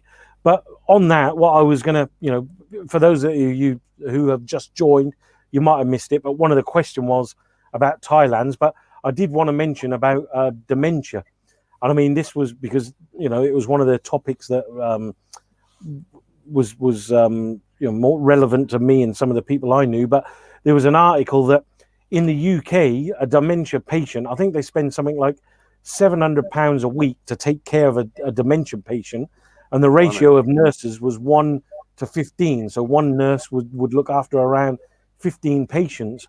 But and they were looking for alternatives, and one of the places that they have actually considered, and this is the UK government, you know, is sending patients to Thailand, because, you know, for that same amount of money, sitting them in a Gogo bar with a Chang. No, but seriously, you know, like, but £700, you know, a week to take care of a dementia patient in the UK, they could put them in a better facility in Thailand, and the ratio is like 1 to 1, so they would have one nurse taking care of one patient. And I mean, and I think that's a growing industry for sure. Yeah, and of course, you know what the Thais are like. If you put your mother or whoever had dementia in a care home in Thailand, if they had that situation and Thai people were looking after them, you know they're going to look after them very, very well. They're going to be very kind towards them. You're not going to have to stick a hidden camera in your grandmother's room because she's getting slapped about by somebody. You know, these programs you see on TV. And the Thais would be very kind. The weather is a key factor. I mean, I used to be involved in bringing some tours over for you know, like elderly tour groups, and the one thing that a lot of them did comment on is, well, when they came to Thailand, you know, things like their arthritis, their breathing actually improved for that week or 2 weeks they were here on holiday. Especially when you took them through Patpong, right? I tell you what, no joking, right? This is a funny story. I brought a tour over, and this was when my father was alive, and I think Jamie was involved, but we brought a tour group over of around, I think it was about 30 couples, and they were all 60 mid 50s, 60s upwards, and there was a few in there in their 80s, and we done all the normal stuff. We took them on a cruise in Pattaya. We hired a yacht for the day, took them out there. We went on, done all the you know, the mini Siam and the golfing and all, and I remember there was one of them, little one of the older little guy. I won't mention his real name, but those that came on the tour know him very well. And we were in Pattaya, and he found one of the massage shops. So he found a soap massage, and he was, I think he was 76, 77, and we didn't see him for 3 days. We had all these tours, and everyone was like, "Oh, where's little John?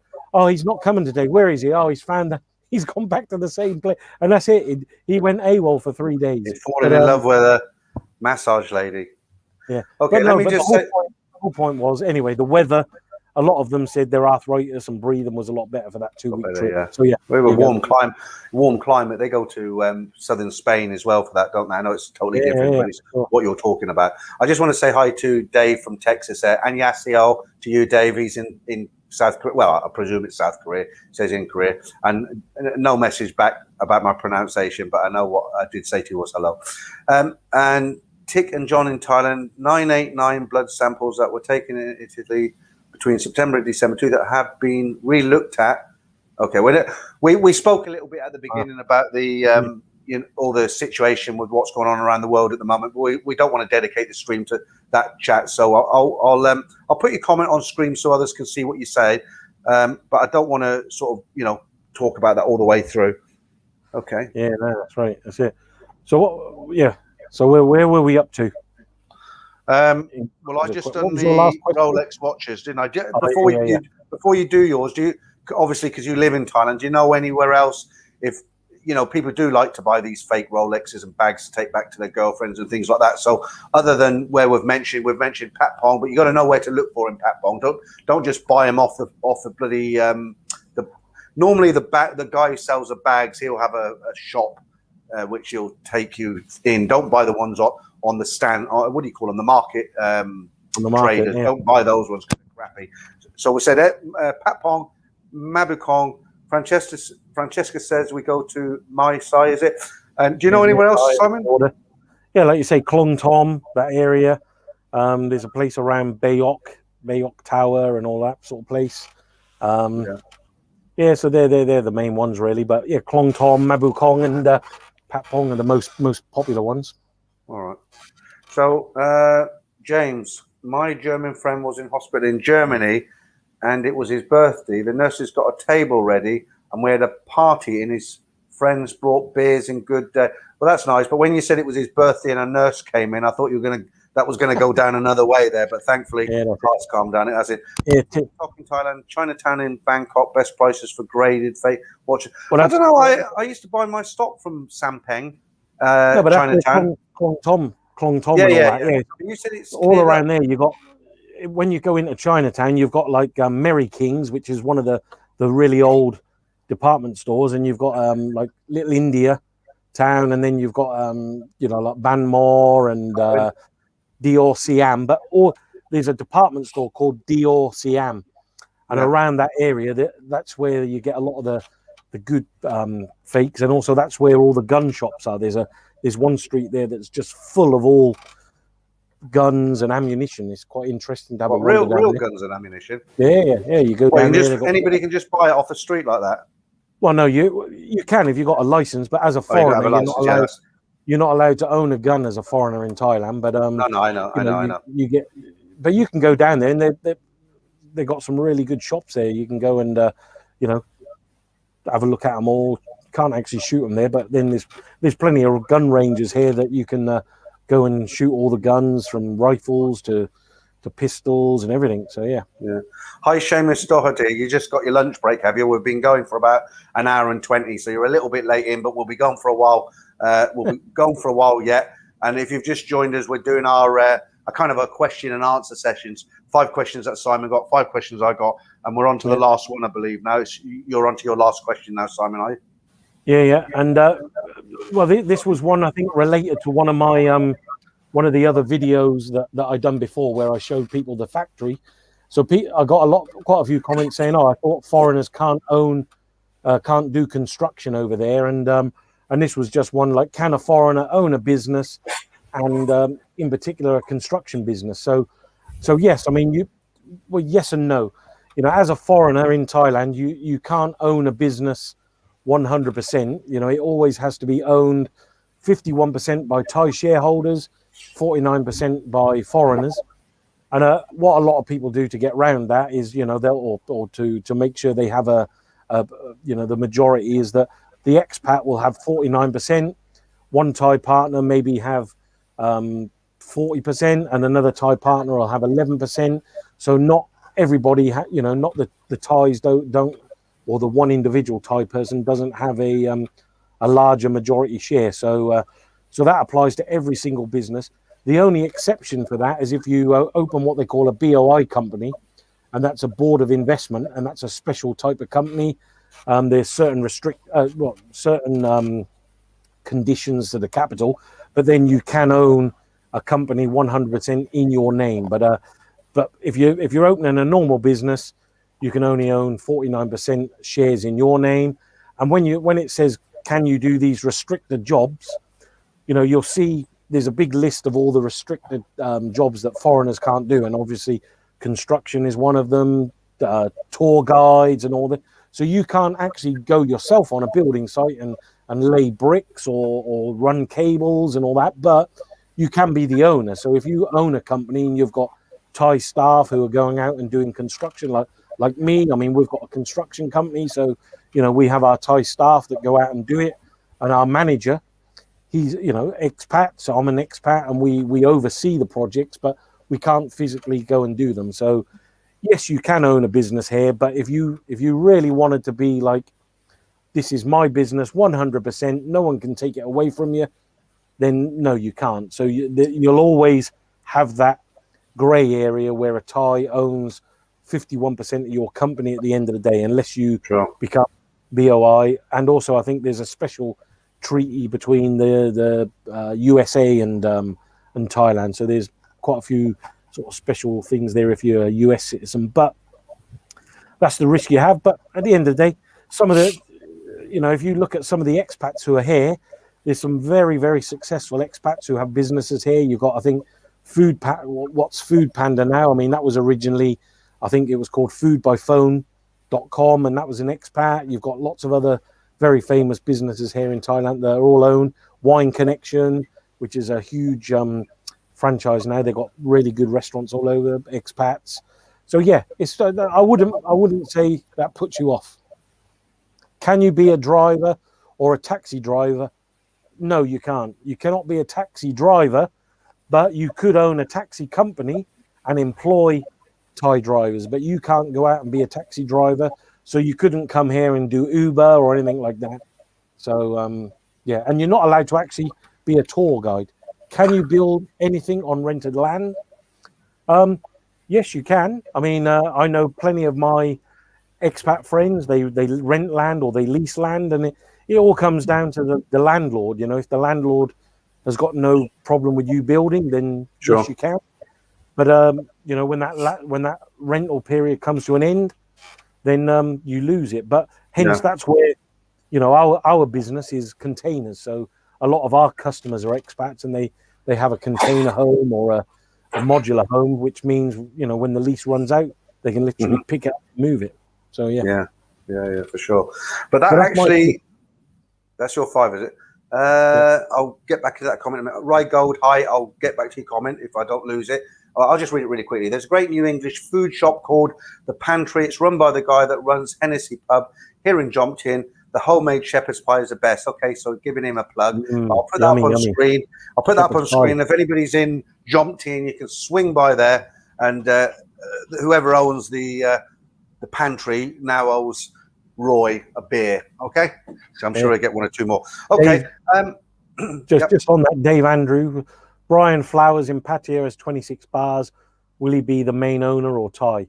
Again, like I said, there's always ways around it, and I'm sure he's probably got many Thai silent partners. Maybe I don't know, but at the end of the day, there'll always be 51% held in a Thai person's name, and that could be real or imaginary.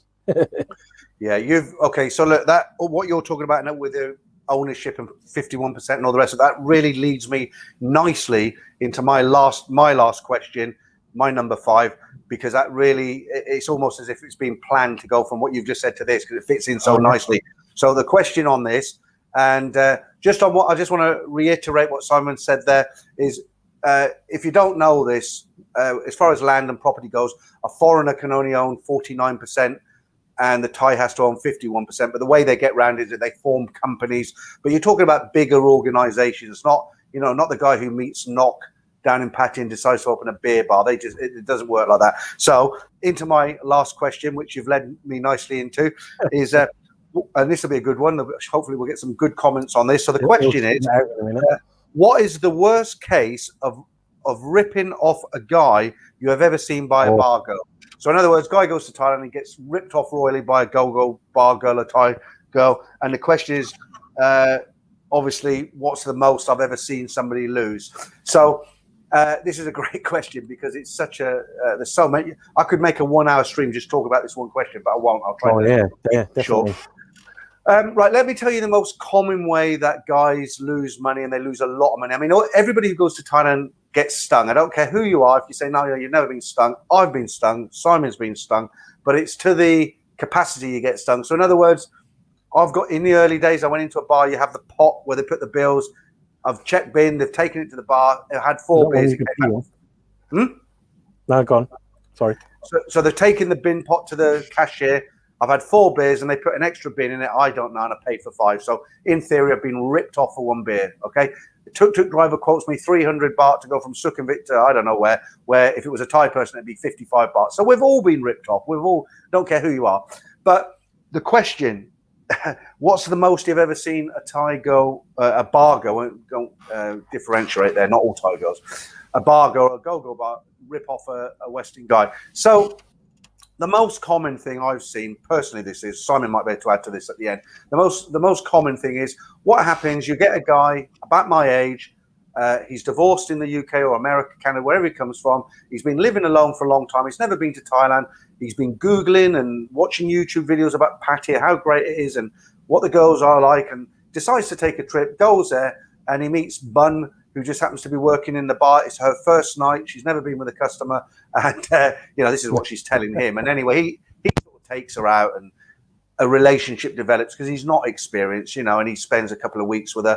And then she comes across as really sincere. I just started working the bar. I don't go with customers. Oh, I've fallen in love with you. You're a nice guy, blah, blah, blah. And then he goes back to his country. They keep in touch by WhatsApp or Messenger, whatever it is. And she's like, well, if you could send me 20,000 baht a month, I wouldn't have to work in the bar. I could go back to my village. And when you come back, we can be a couple. And very, very enticing. These guys, they're not, you get comments left on the channel. All these guys were mugs. These guys were stupid. But they're not. They're just not streetwise as to the ways of Thailand. So, yeah, you could say, oh, yeah, that guy was a mug. But, I mean, he's gone into a bar. He's met this girl. He doesn't have experience of these kind of girls. And they got a lot of victims under their belt. So they know what they're doing. They all look cute, pretty, and innocent. But I wouldn't melt in their mouth. But they are experienced. So anyway, back to the original question. So the guy goes there. He goes into a beer bar. He meets this lovely, lovely girl that comes across as really genuine. He thinks, I like this girl. I don't want to go bar cruising. I'm going to take her. Then he'll ask the owner of the bar, I wouldn't mind spending a week with her. He takes her to the islands. And he basically tries to make her a girlfriend. He goes back, sends her money. Then he plans another trip to Thailand, but sooner than he was originally planning because he wants to go back and see Bun or Nok or whoever it is. Goes back and it gets more and more serious. And in the end, she'll say something like, why don't you come and live here full time in my country? You've got your house, you're divorced, you own your own house, you could sell your house, come back, and we can make a business together. And one of two things happens. So if she's out to rip him off from day one, what happens is he gets convinced, he'll go back, he'll sell his house, and they're going to buy a beer bar in Pattaya. So as Simon was just saying, you can only own 49%. It's you and this lovely girl who would never rip you off. You've been seeing her for 6 months. She's genuine. So why not send the money to her account? She's good as gold. And then, of course, what happens? The guy gets there. He's not there. He can't find her. And bang, that's his money gone. So that's one way. The second way is the same scenario, but the bar does open. And the girl's quite young. She's a little bit naive. But once it's open, everything's in her name because of this 51% deal. And, they might have like a bar downstairs, a little few rooms upstairs where they sleep, and it's starting to go quite well. The money starts pouring in, and he's doing it all on trust because she's a nice girl, and maybe she's genuine at the beginning. But the problem with these girls is the family get involved, and what happens is they turn up and they look at it and they analyze it, and the brother or the uncle say, well, hang on a minute, we've got all this money coming into this bar, this guy, you don't need him, everything's in your name, and they put the pressure on her. Same ending. I mean, that for me. What about you, Simon? Well, yeah, I mean, I know quite a few people who have gone through some very, similar problems. I know a couple of people at the moment who are actually now going through something like that, and also they lost their house. But I was just thinking about the worst thing I've ever seen, and if you Google it, there's two very famous cases, and there's a guy, a British expat called Ian Rance, and an Irishman called Colin Vard. And if you just Google them, the BBC had done some programs on them and about their story. And I mean, they got cheated out of millions. And I mean, Ian Rance, my son used to go to school with his son. And I mean, the poor guy, I mean, they were in Phuket and he had houses, businesses, and things happened and he got cheated out of all of it. And because, again, it was in his wife's name or he was on paper, but she had some. and there was a lot of people involved, not only his wife, but there was the legal people were involved, and he lost everything. And the same with Colin Vard. I mean, I think there was some videos and news articles of him camping outside his daughter or whatever, outside the embassy. But yeah, so there's some big ones, and I mean, I think we knew someone, right? Who Thomas. had some problems. Thomas. Yeah. Thomas. I mean, I can't remember the title of the video now, but it's Thomas. He was a friend of mine and Simon's, and that's actually what happened to him. He was a taxi driver in the UK. He actually ended up off a boat on the beach. Your mic's gone funny. It's all crackly. There you go. I'll have to get another one. It's lasted a year. How's it now? Yeah, no, that's fine. Do you remember Thomas? Wasn't there the other guy who had the problem with was it an island or something else? I can't remember now. Some properties. No, I don't remember that one. No.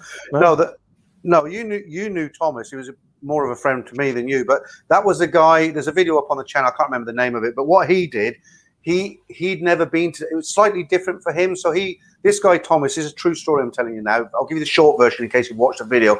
So this guy was a taxi driver in the UK. And if you're a taxi driver in that profession, you can kind of work when you want to near enough, because they're always shorter drivers. As long as you have a badge, you can say, look, I'm going to Thailand for a month. I'll be back in a month. And they can't really say a lot about it, as long as you let them know.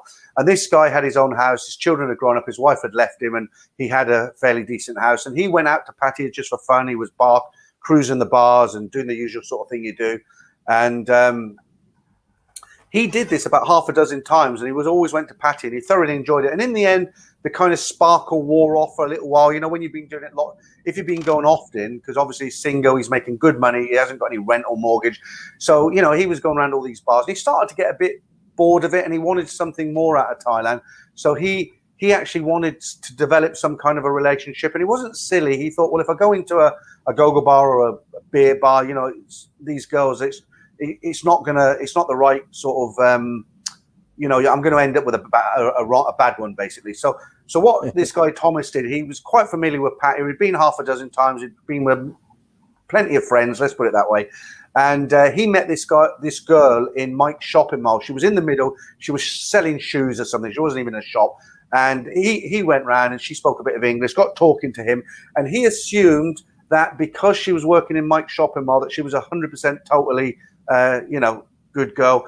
And a lot of them, they do it part-time. They'll have a job and they'll do the other one at part-time, boost their money, obviously. But he assumed, this guy Thomas assumed that, she's 100% kosher, as they say. And a relationship developed, and eventually, I forget the name of the girl now, but she found this kind of like in Jumtian, in one of the quieter soys, they found this kind of cafe, and it was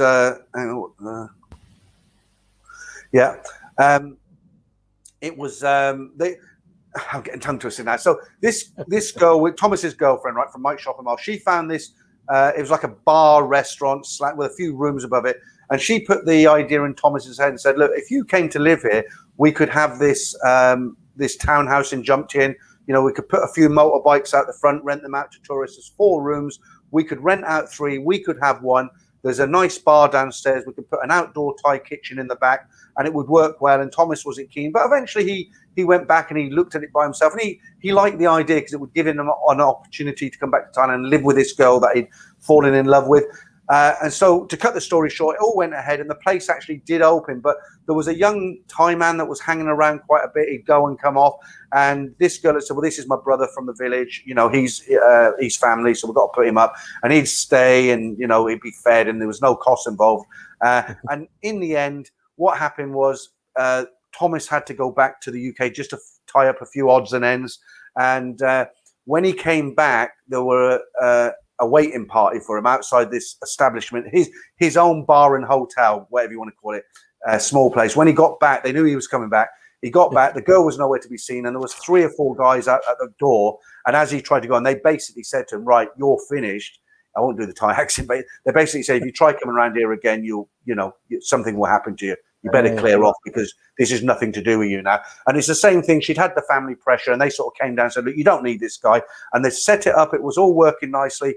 And Thomas was, he was about my age. He couldn't dust himself off and go back and start again. Yes, he could go back and drive his taxi, but not only had he lost all his money, his house, he had absolutely nothing left.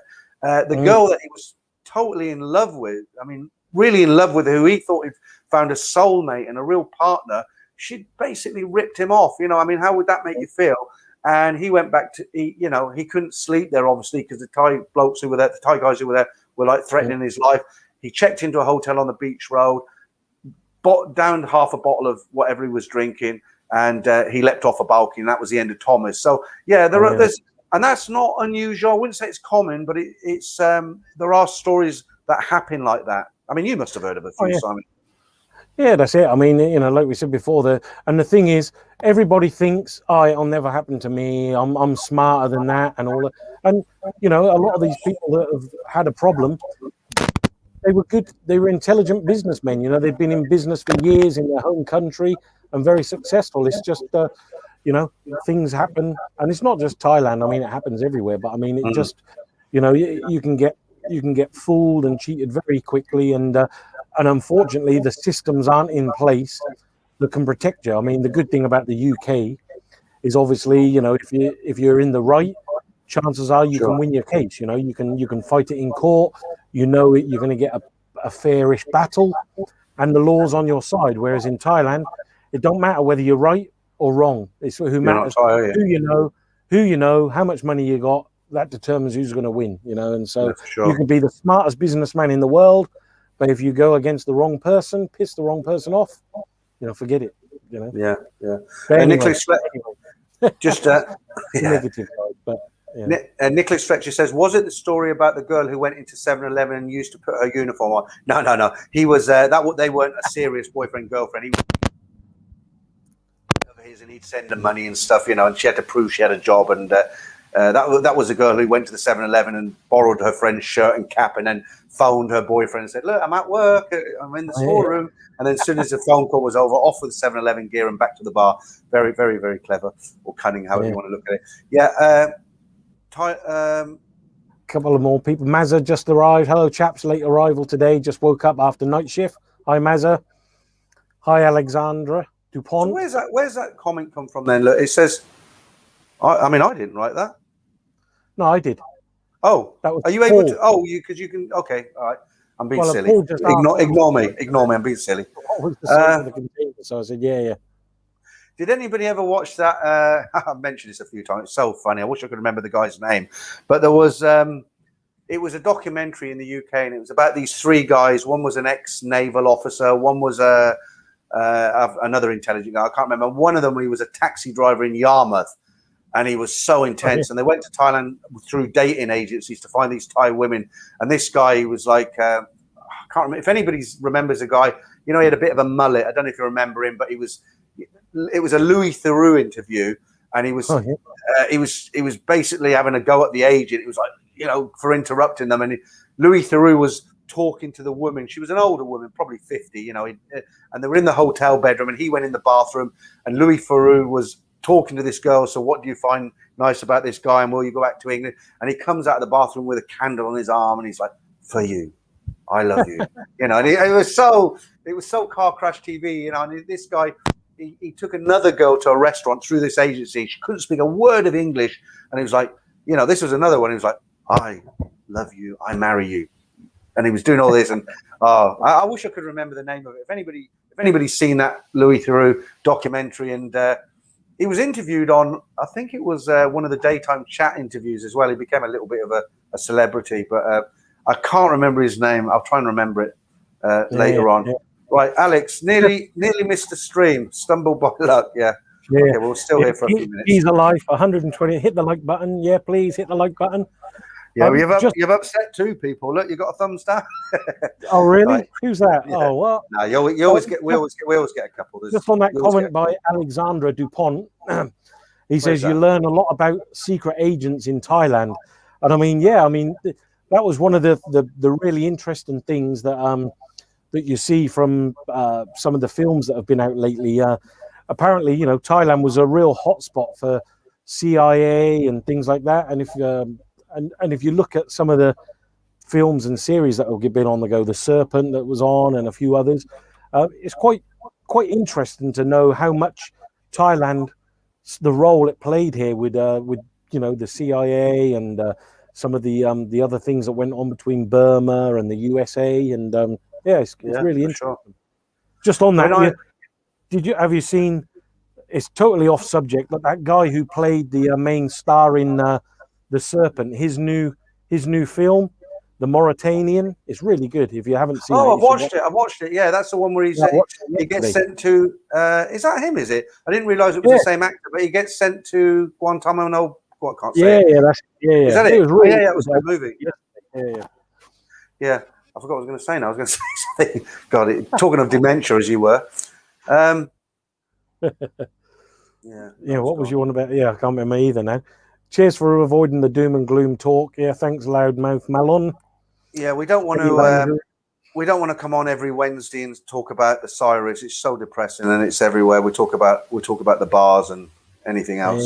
So anything else on that? Because that's quite an interesting question, was it? What if you just joined us? What is the worst case of being ripped off? A guy being ripped off you've ever seen by a bar girl?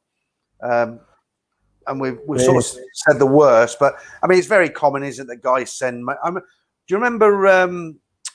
I used to have a friend. Well, Simon and I had a friend whose dad ran one of the big bars in Nana, and he managed it. His son managed it, and obviously being married, I didn't take any girls out of there, so I'd go in and drink. All the girls knew me. And sometimes I'd buy them a ladies' drink because took their time. I was talking to them, and there was one girl in particular. She was quite popular. And I used to say to her, because she had 5 or 6 guys sending her money from all over the world, and decent amounts, anywhere from $200 to $500 a month. 5 or 6 guys, you convert that to Thai baht. She was making good money, right? Oh, yeah, and I used to say to her, I can't remember her name, Dow or something. I used to say to her, look, why the hell are you coming here night after night, dancing on that stage and going off with customers?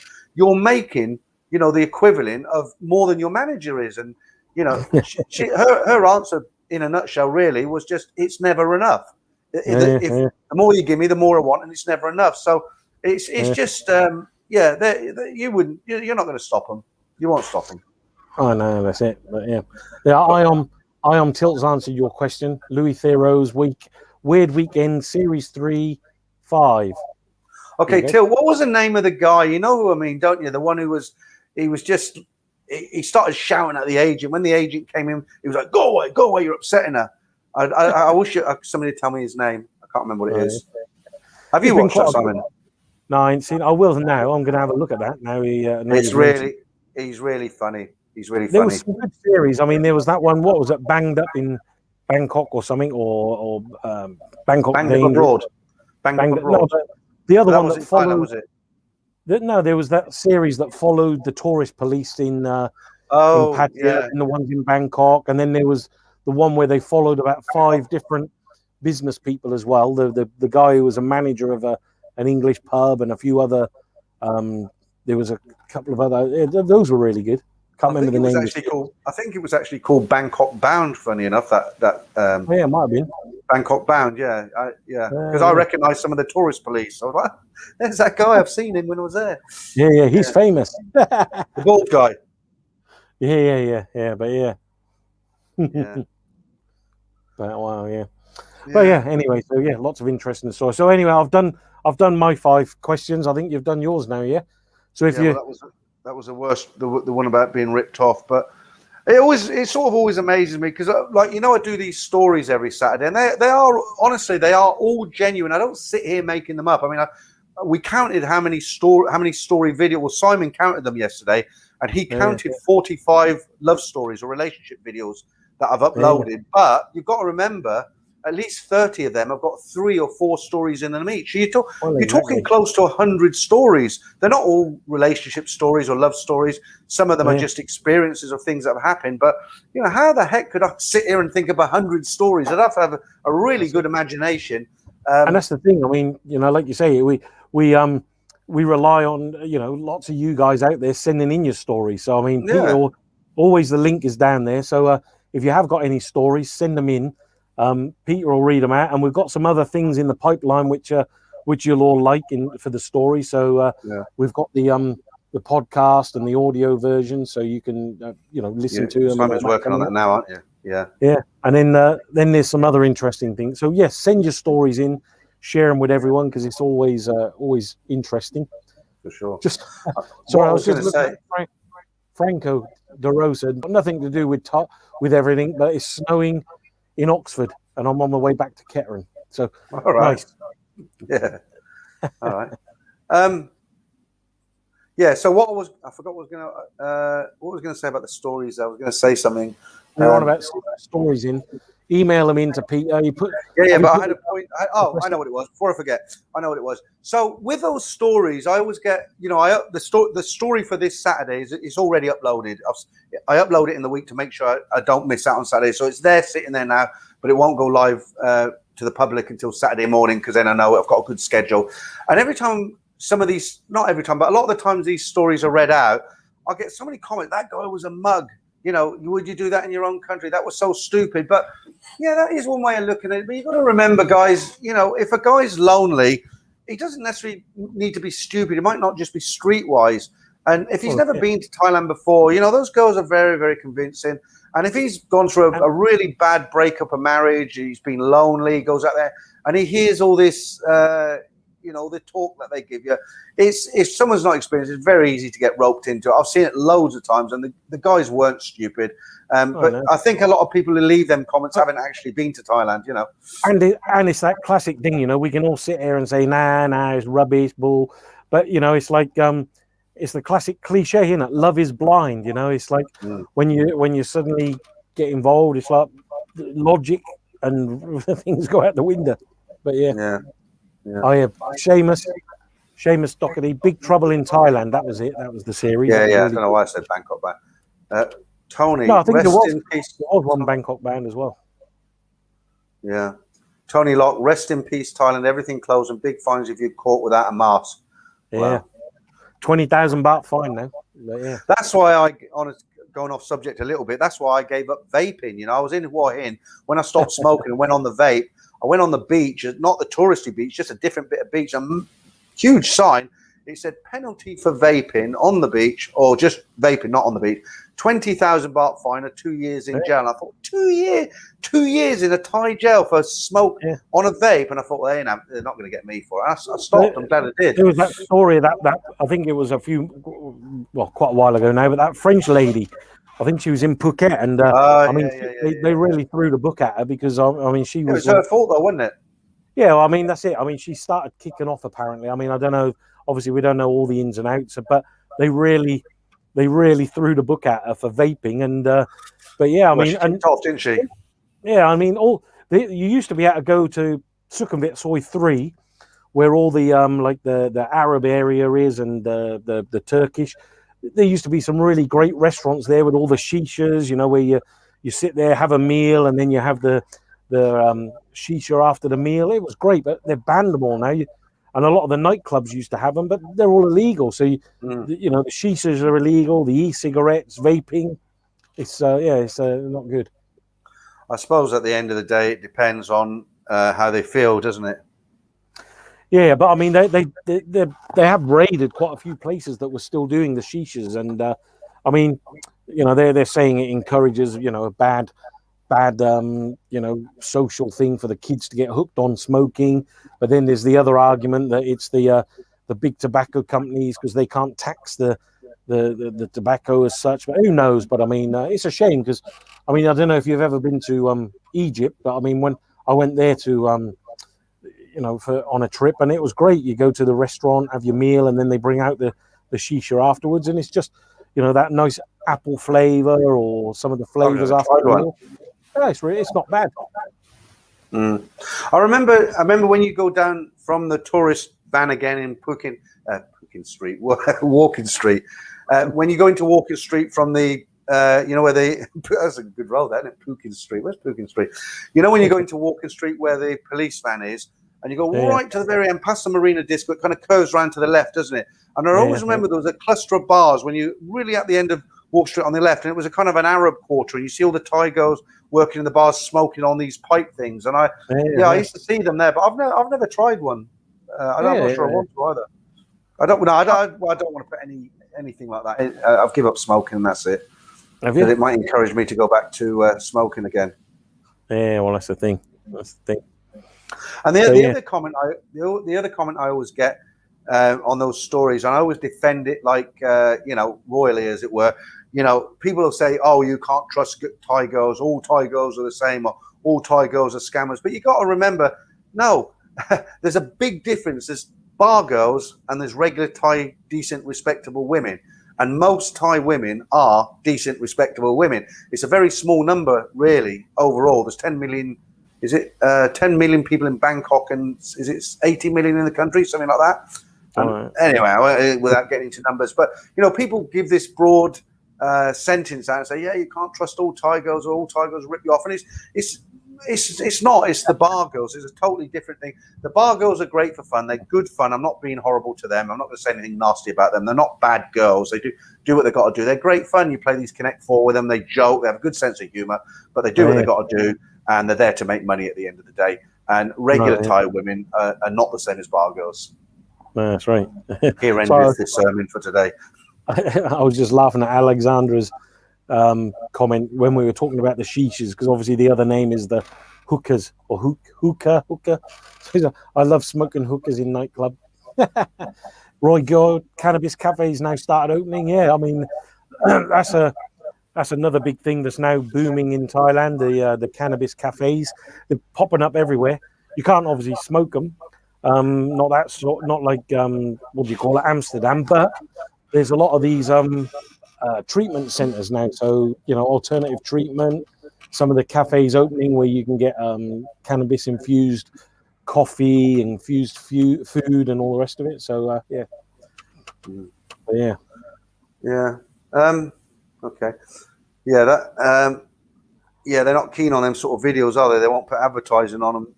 No, that's right. Yeah. Right. So, how long we've been going? 1 hour 51 minutes. I was going to say something else on the bars there. I'll tell you what, my memory is getting really bad. Yeah. But yeah, don't forget. So if you just joined us, we've just done our 10 questions. So if you've got any, not just for today, but next time, if you've got anything you want to know, send us an email, drop us some comments. Let us know if you've got any questions about Thailand, living here, relocating, what it's like, and we'll always try to answer them. Obviously, I know a lot of people, you search online and there's just a huge barrage of information, and half of it contradicts it. One will say this, the other will say that. So it's always good to pick people's brains before you come over. I know before I came over, if I'd have known what I know now, I'd have certainly done a few things different, but it's always good to fill in. Yeah, okay, that's really good. That's another thing where people say, what's the difference back in the 90s to now? The difference in the early days, right now, if someone's never been to Thailand or anywhere else in Southeast Asia, you can just type into Google anything. I don't think there's anything that won't come up. You can type in a particular bar on a particular street, the manager's name will come up. But back in the 90s, you bought a paperback book, traveling around Southeast Asia. There was no internet. The biggest, I'll tell you what I used to rely on a lot, and this, I mean, I used to travel in China and was The Lonely Planet. I mean, that was a really That's the one, yeah. That was like the book to go to, when you wanted to know all the ins and outs. And like you say, now you can just go on YouTube. And the same, if you want to see a street, straight onto Google Maps, you can zoom straight in, got a street view. So I mean, it's that the surprise and everything is and the unsurety's all gone out the window for sure. Very handy now.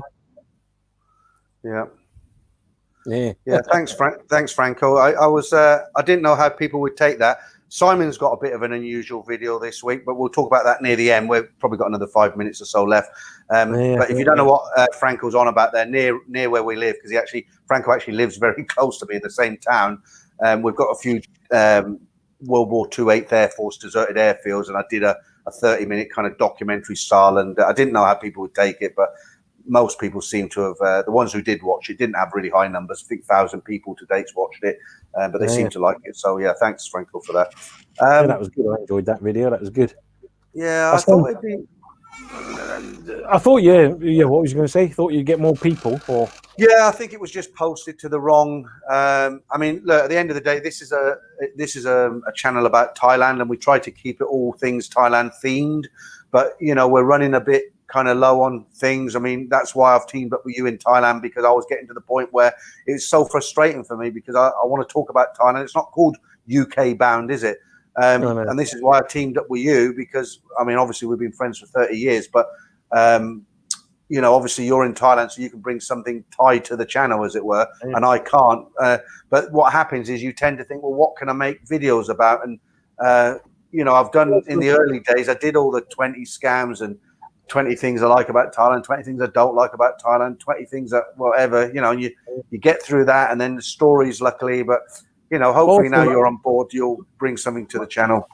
Yeah, but also, like we said before about the connection, I mean, the World War II and all the rest of it with Thailand and I mean, that big connection there with the what do you call it, in Kanchanaburi, obviously the Hell Pass Railway and all the rest of it. I mean, there's a lot of people come to Thailand just to visit those areas, so there is that big link, between World War II, the British, the American, Australians, obviously a lot of the expats who were serving here during that time. So yeah, it's quite interesting. Yeah. I don't think I'll be making another one of those videos for a while, though. No. Well, that's it. Onwards, upwards. I mean, look, Simon's in Thailand, as you know. If anybody's watching and you want to see a particular video about something that Simon can go and get, then you've got his email address, haven't you? I'll stick it up here again. Just write in, and if he's able to go and do it, he will do. Yeah, let us know. Don't write in saying film a Gogo bar, because one, he won't do that, and two, they're all closed anyway, aren't they?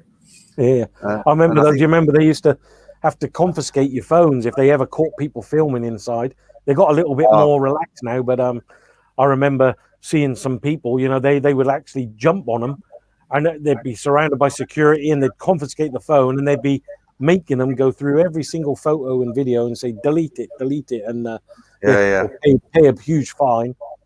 I've seen that happen a few times.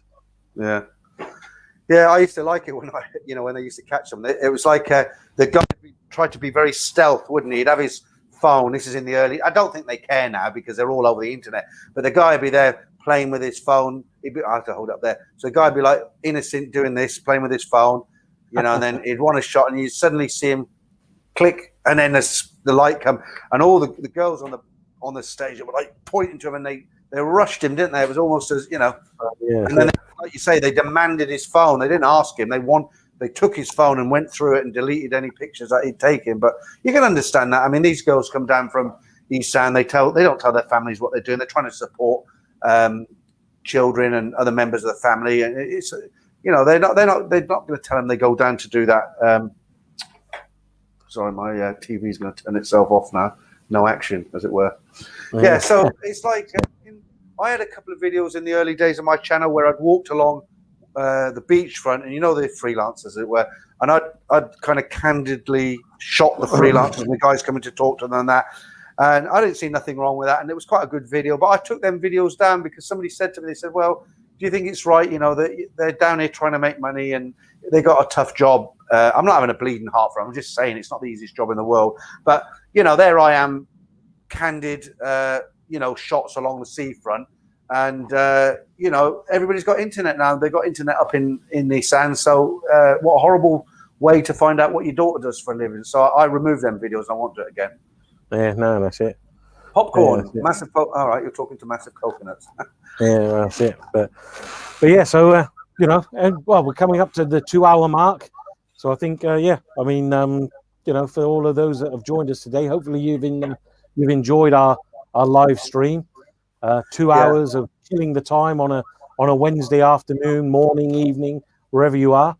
I don't know what I'm going to talk. 8 p.m. Yeah, it's 2. I'll have to go get some food in a minute. I haven't eaten yet, but I don't know what I'm going to talk about on Saturday because I cut my own live stream because I do mine at 9 p.m. on a Saturday night. I tend to get more people in, not because I'm Mr. Popular. It's just because of the time I get. People aren't at work and it's a Saturday night and there's not much going on. We get some beers out and everyone has a beer together. I get I go for 2 hours, and I always think at the beginning, what am I going to talk about today? But it just seems to fly by, doesn't it? It goes quite quick. Oh yeah, well that's it. It's like the times flew by now, and as you say, it's an awkward time for a lot of people. I know, obviously 8 p.m. Thailand is not a great time for everyone in the US and the UK, but really grateful for all of you that have watched and put up with me and Pete for the last 2 hours. Oh yeah, for sure. I've put up with you for 30 years. I think the schedule's working out okay now. So I mean, I do a live stream every Saturday, twice a month at 9 p.m. to 11 p.m. on a Saturday. That's every other Saturday night. And what I do is I'll advertise it on, the love stories, relationship stories. I always advertise it when I'm going to do it that night, like I'll be doing it this Saturday. And Simon and I are doing this every Wednesday now. It's 12 o'clock UK time, 6 p.m. Thai time. But also the video uploads. I upload every Saturday. So Simon's got a day that he uploads. He uploads every Wednesday now. So we've got one midweek, one at the end of the week. But he's done believe you've done something a little bit different. Like I did that Grafton Underwood video. You've done something, because you're going to upload after this live stream, I believe, aren't you? You were saying. Yeah. The new video. You've done a different one, or? Yeah, well, it wasn't based on Thailand, just because of the conversation we had last week with the stream, and also a couple of people sent in some comments. So it's just an off-the-cuff technical video. What's it about? It's about OBS Studio and how to put some of the chats on, which that we've been doing today. So if people are into live streaming and or they want to know, then it's a quick trick for people to see. So that's this one, and then there's another one going up after Sorry that. to interrupt you, Simon. What you're talking about is putting messages on screen like we can do with this software, right? Yeah, that's it. Yeah, exactly. Like it'll come up now. Yeah. So there you go. So okay. Well, that's it. I'm gonna wrap it up. And as I said, thanks for everybody watching. You got anything more to add, Pete, before we go? Yeah, about your video. So when's it going up? I just told everyone you weren't listening. No, I was reading the comments because I didn't want to miss them. When's it going up? After this live stream, so it'll be already there. As I say, it's a little bit different, but it'll be live after the stream, so you can have a look. Okay. And don't forget, tune in with us again next Wednesday. Pete, showing your age now. Showing your age now. Tuning in. Tune in for your live session. Yeah. All right, guys. Thanks a lot. I'll be back for the live stream. If you can stand another 2 hours with me, I'll be back on this Saturday, 9 p.m. UK time. I've got a great story coming out. This week there's only 2 stories because one of them is a real long one, and he talks about this guidebook that me and Simon were talking about. I'm not going to tell you too much now. It's a great story. But until then, you got anything to add, Simon? Is that it? No, that's it. Thanks very much, everybody. Take care, and see you again soon. Thanks for watching. Right.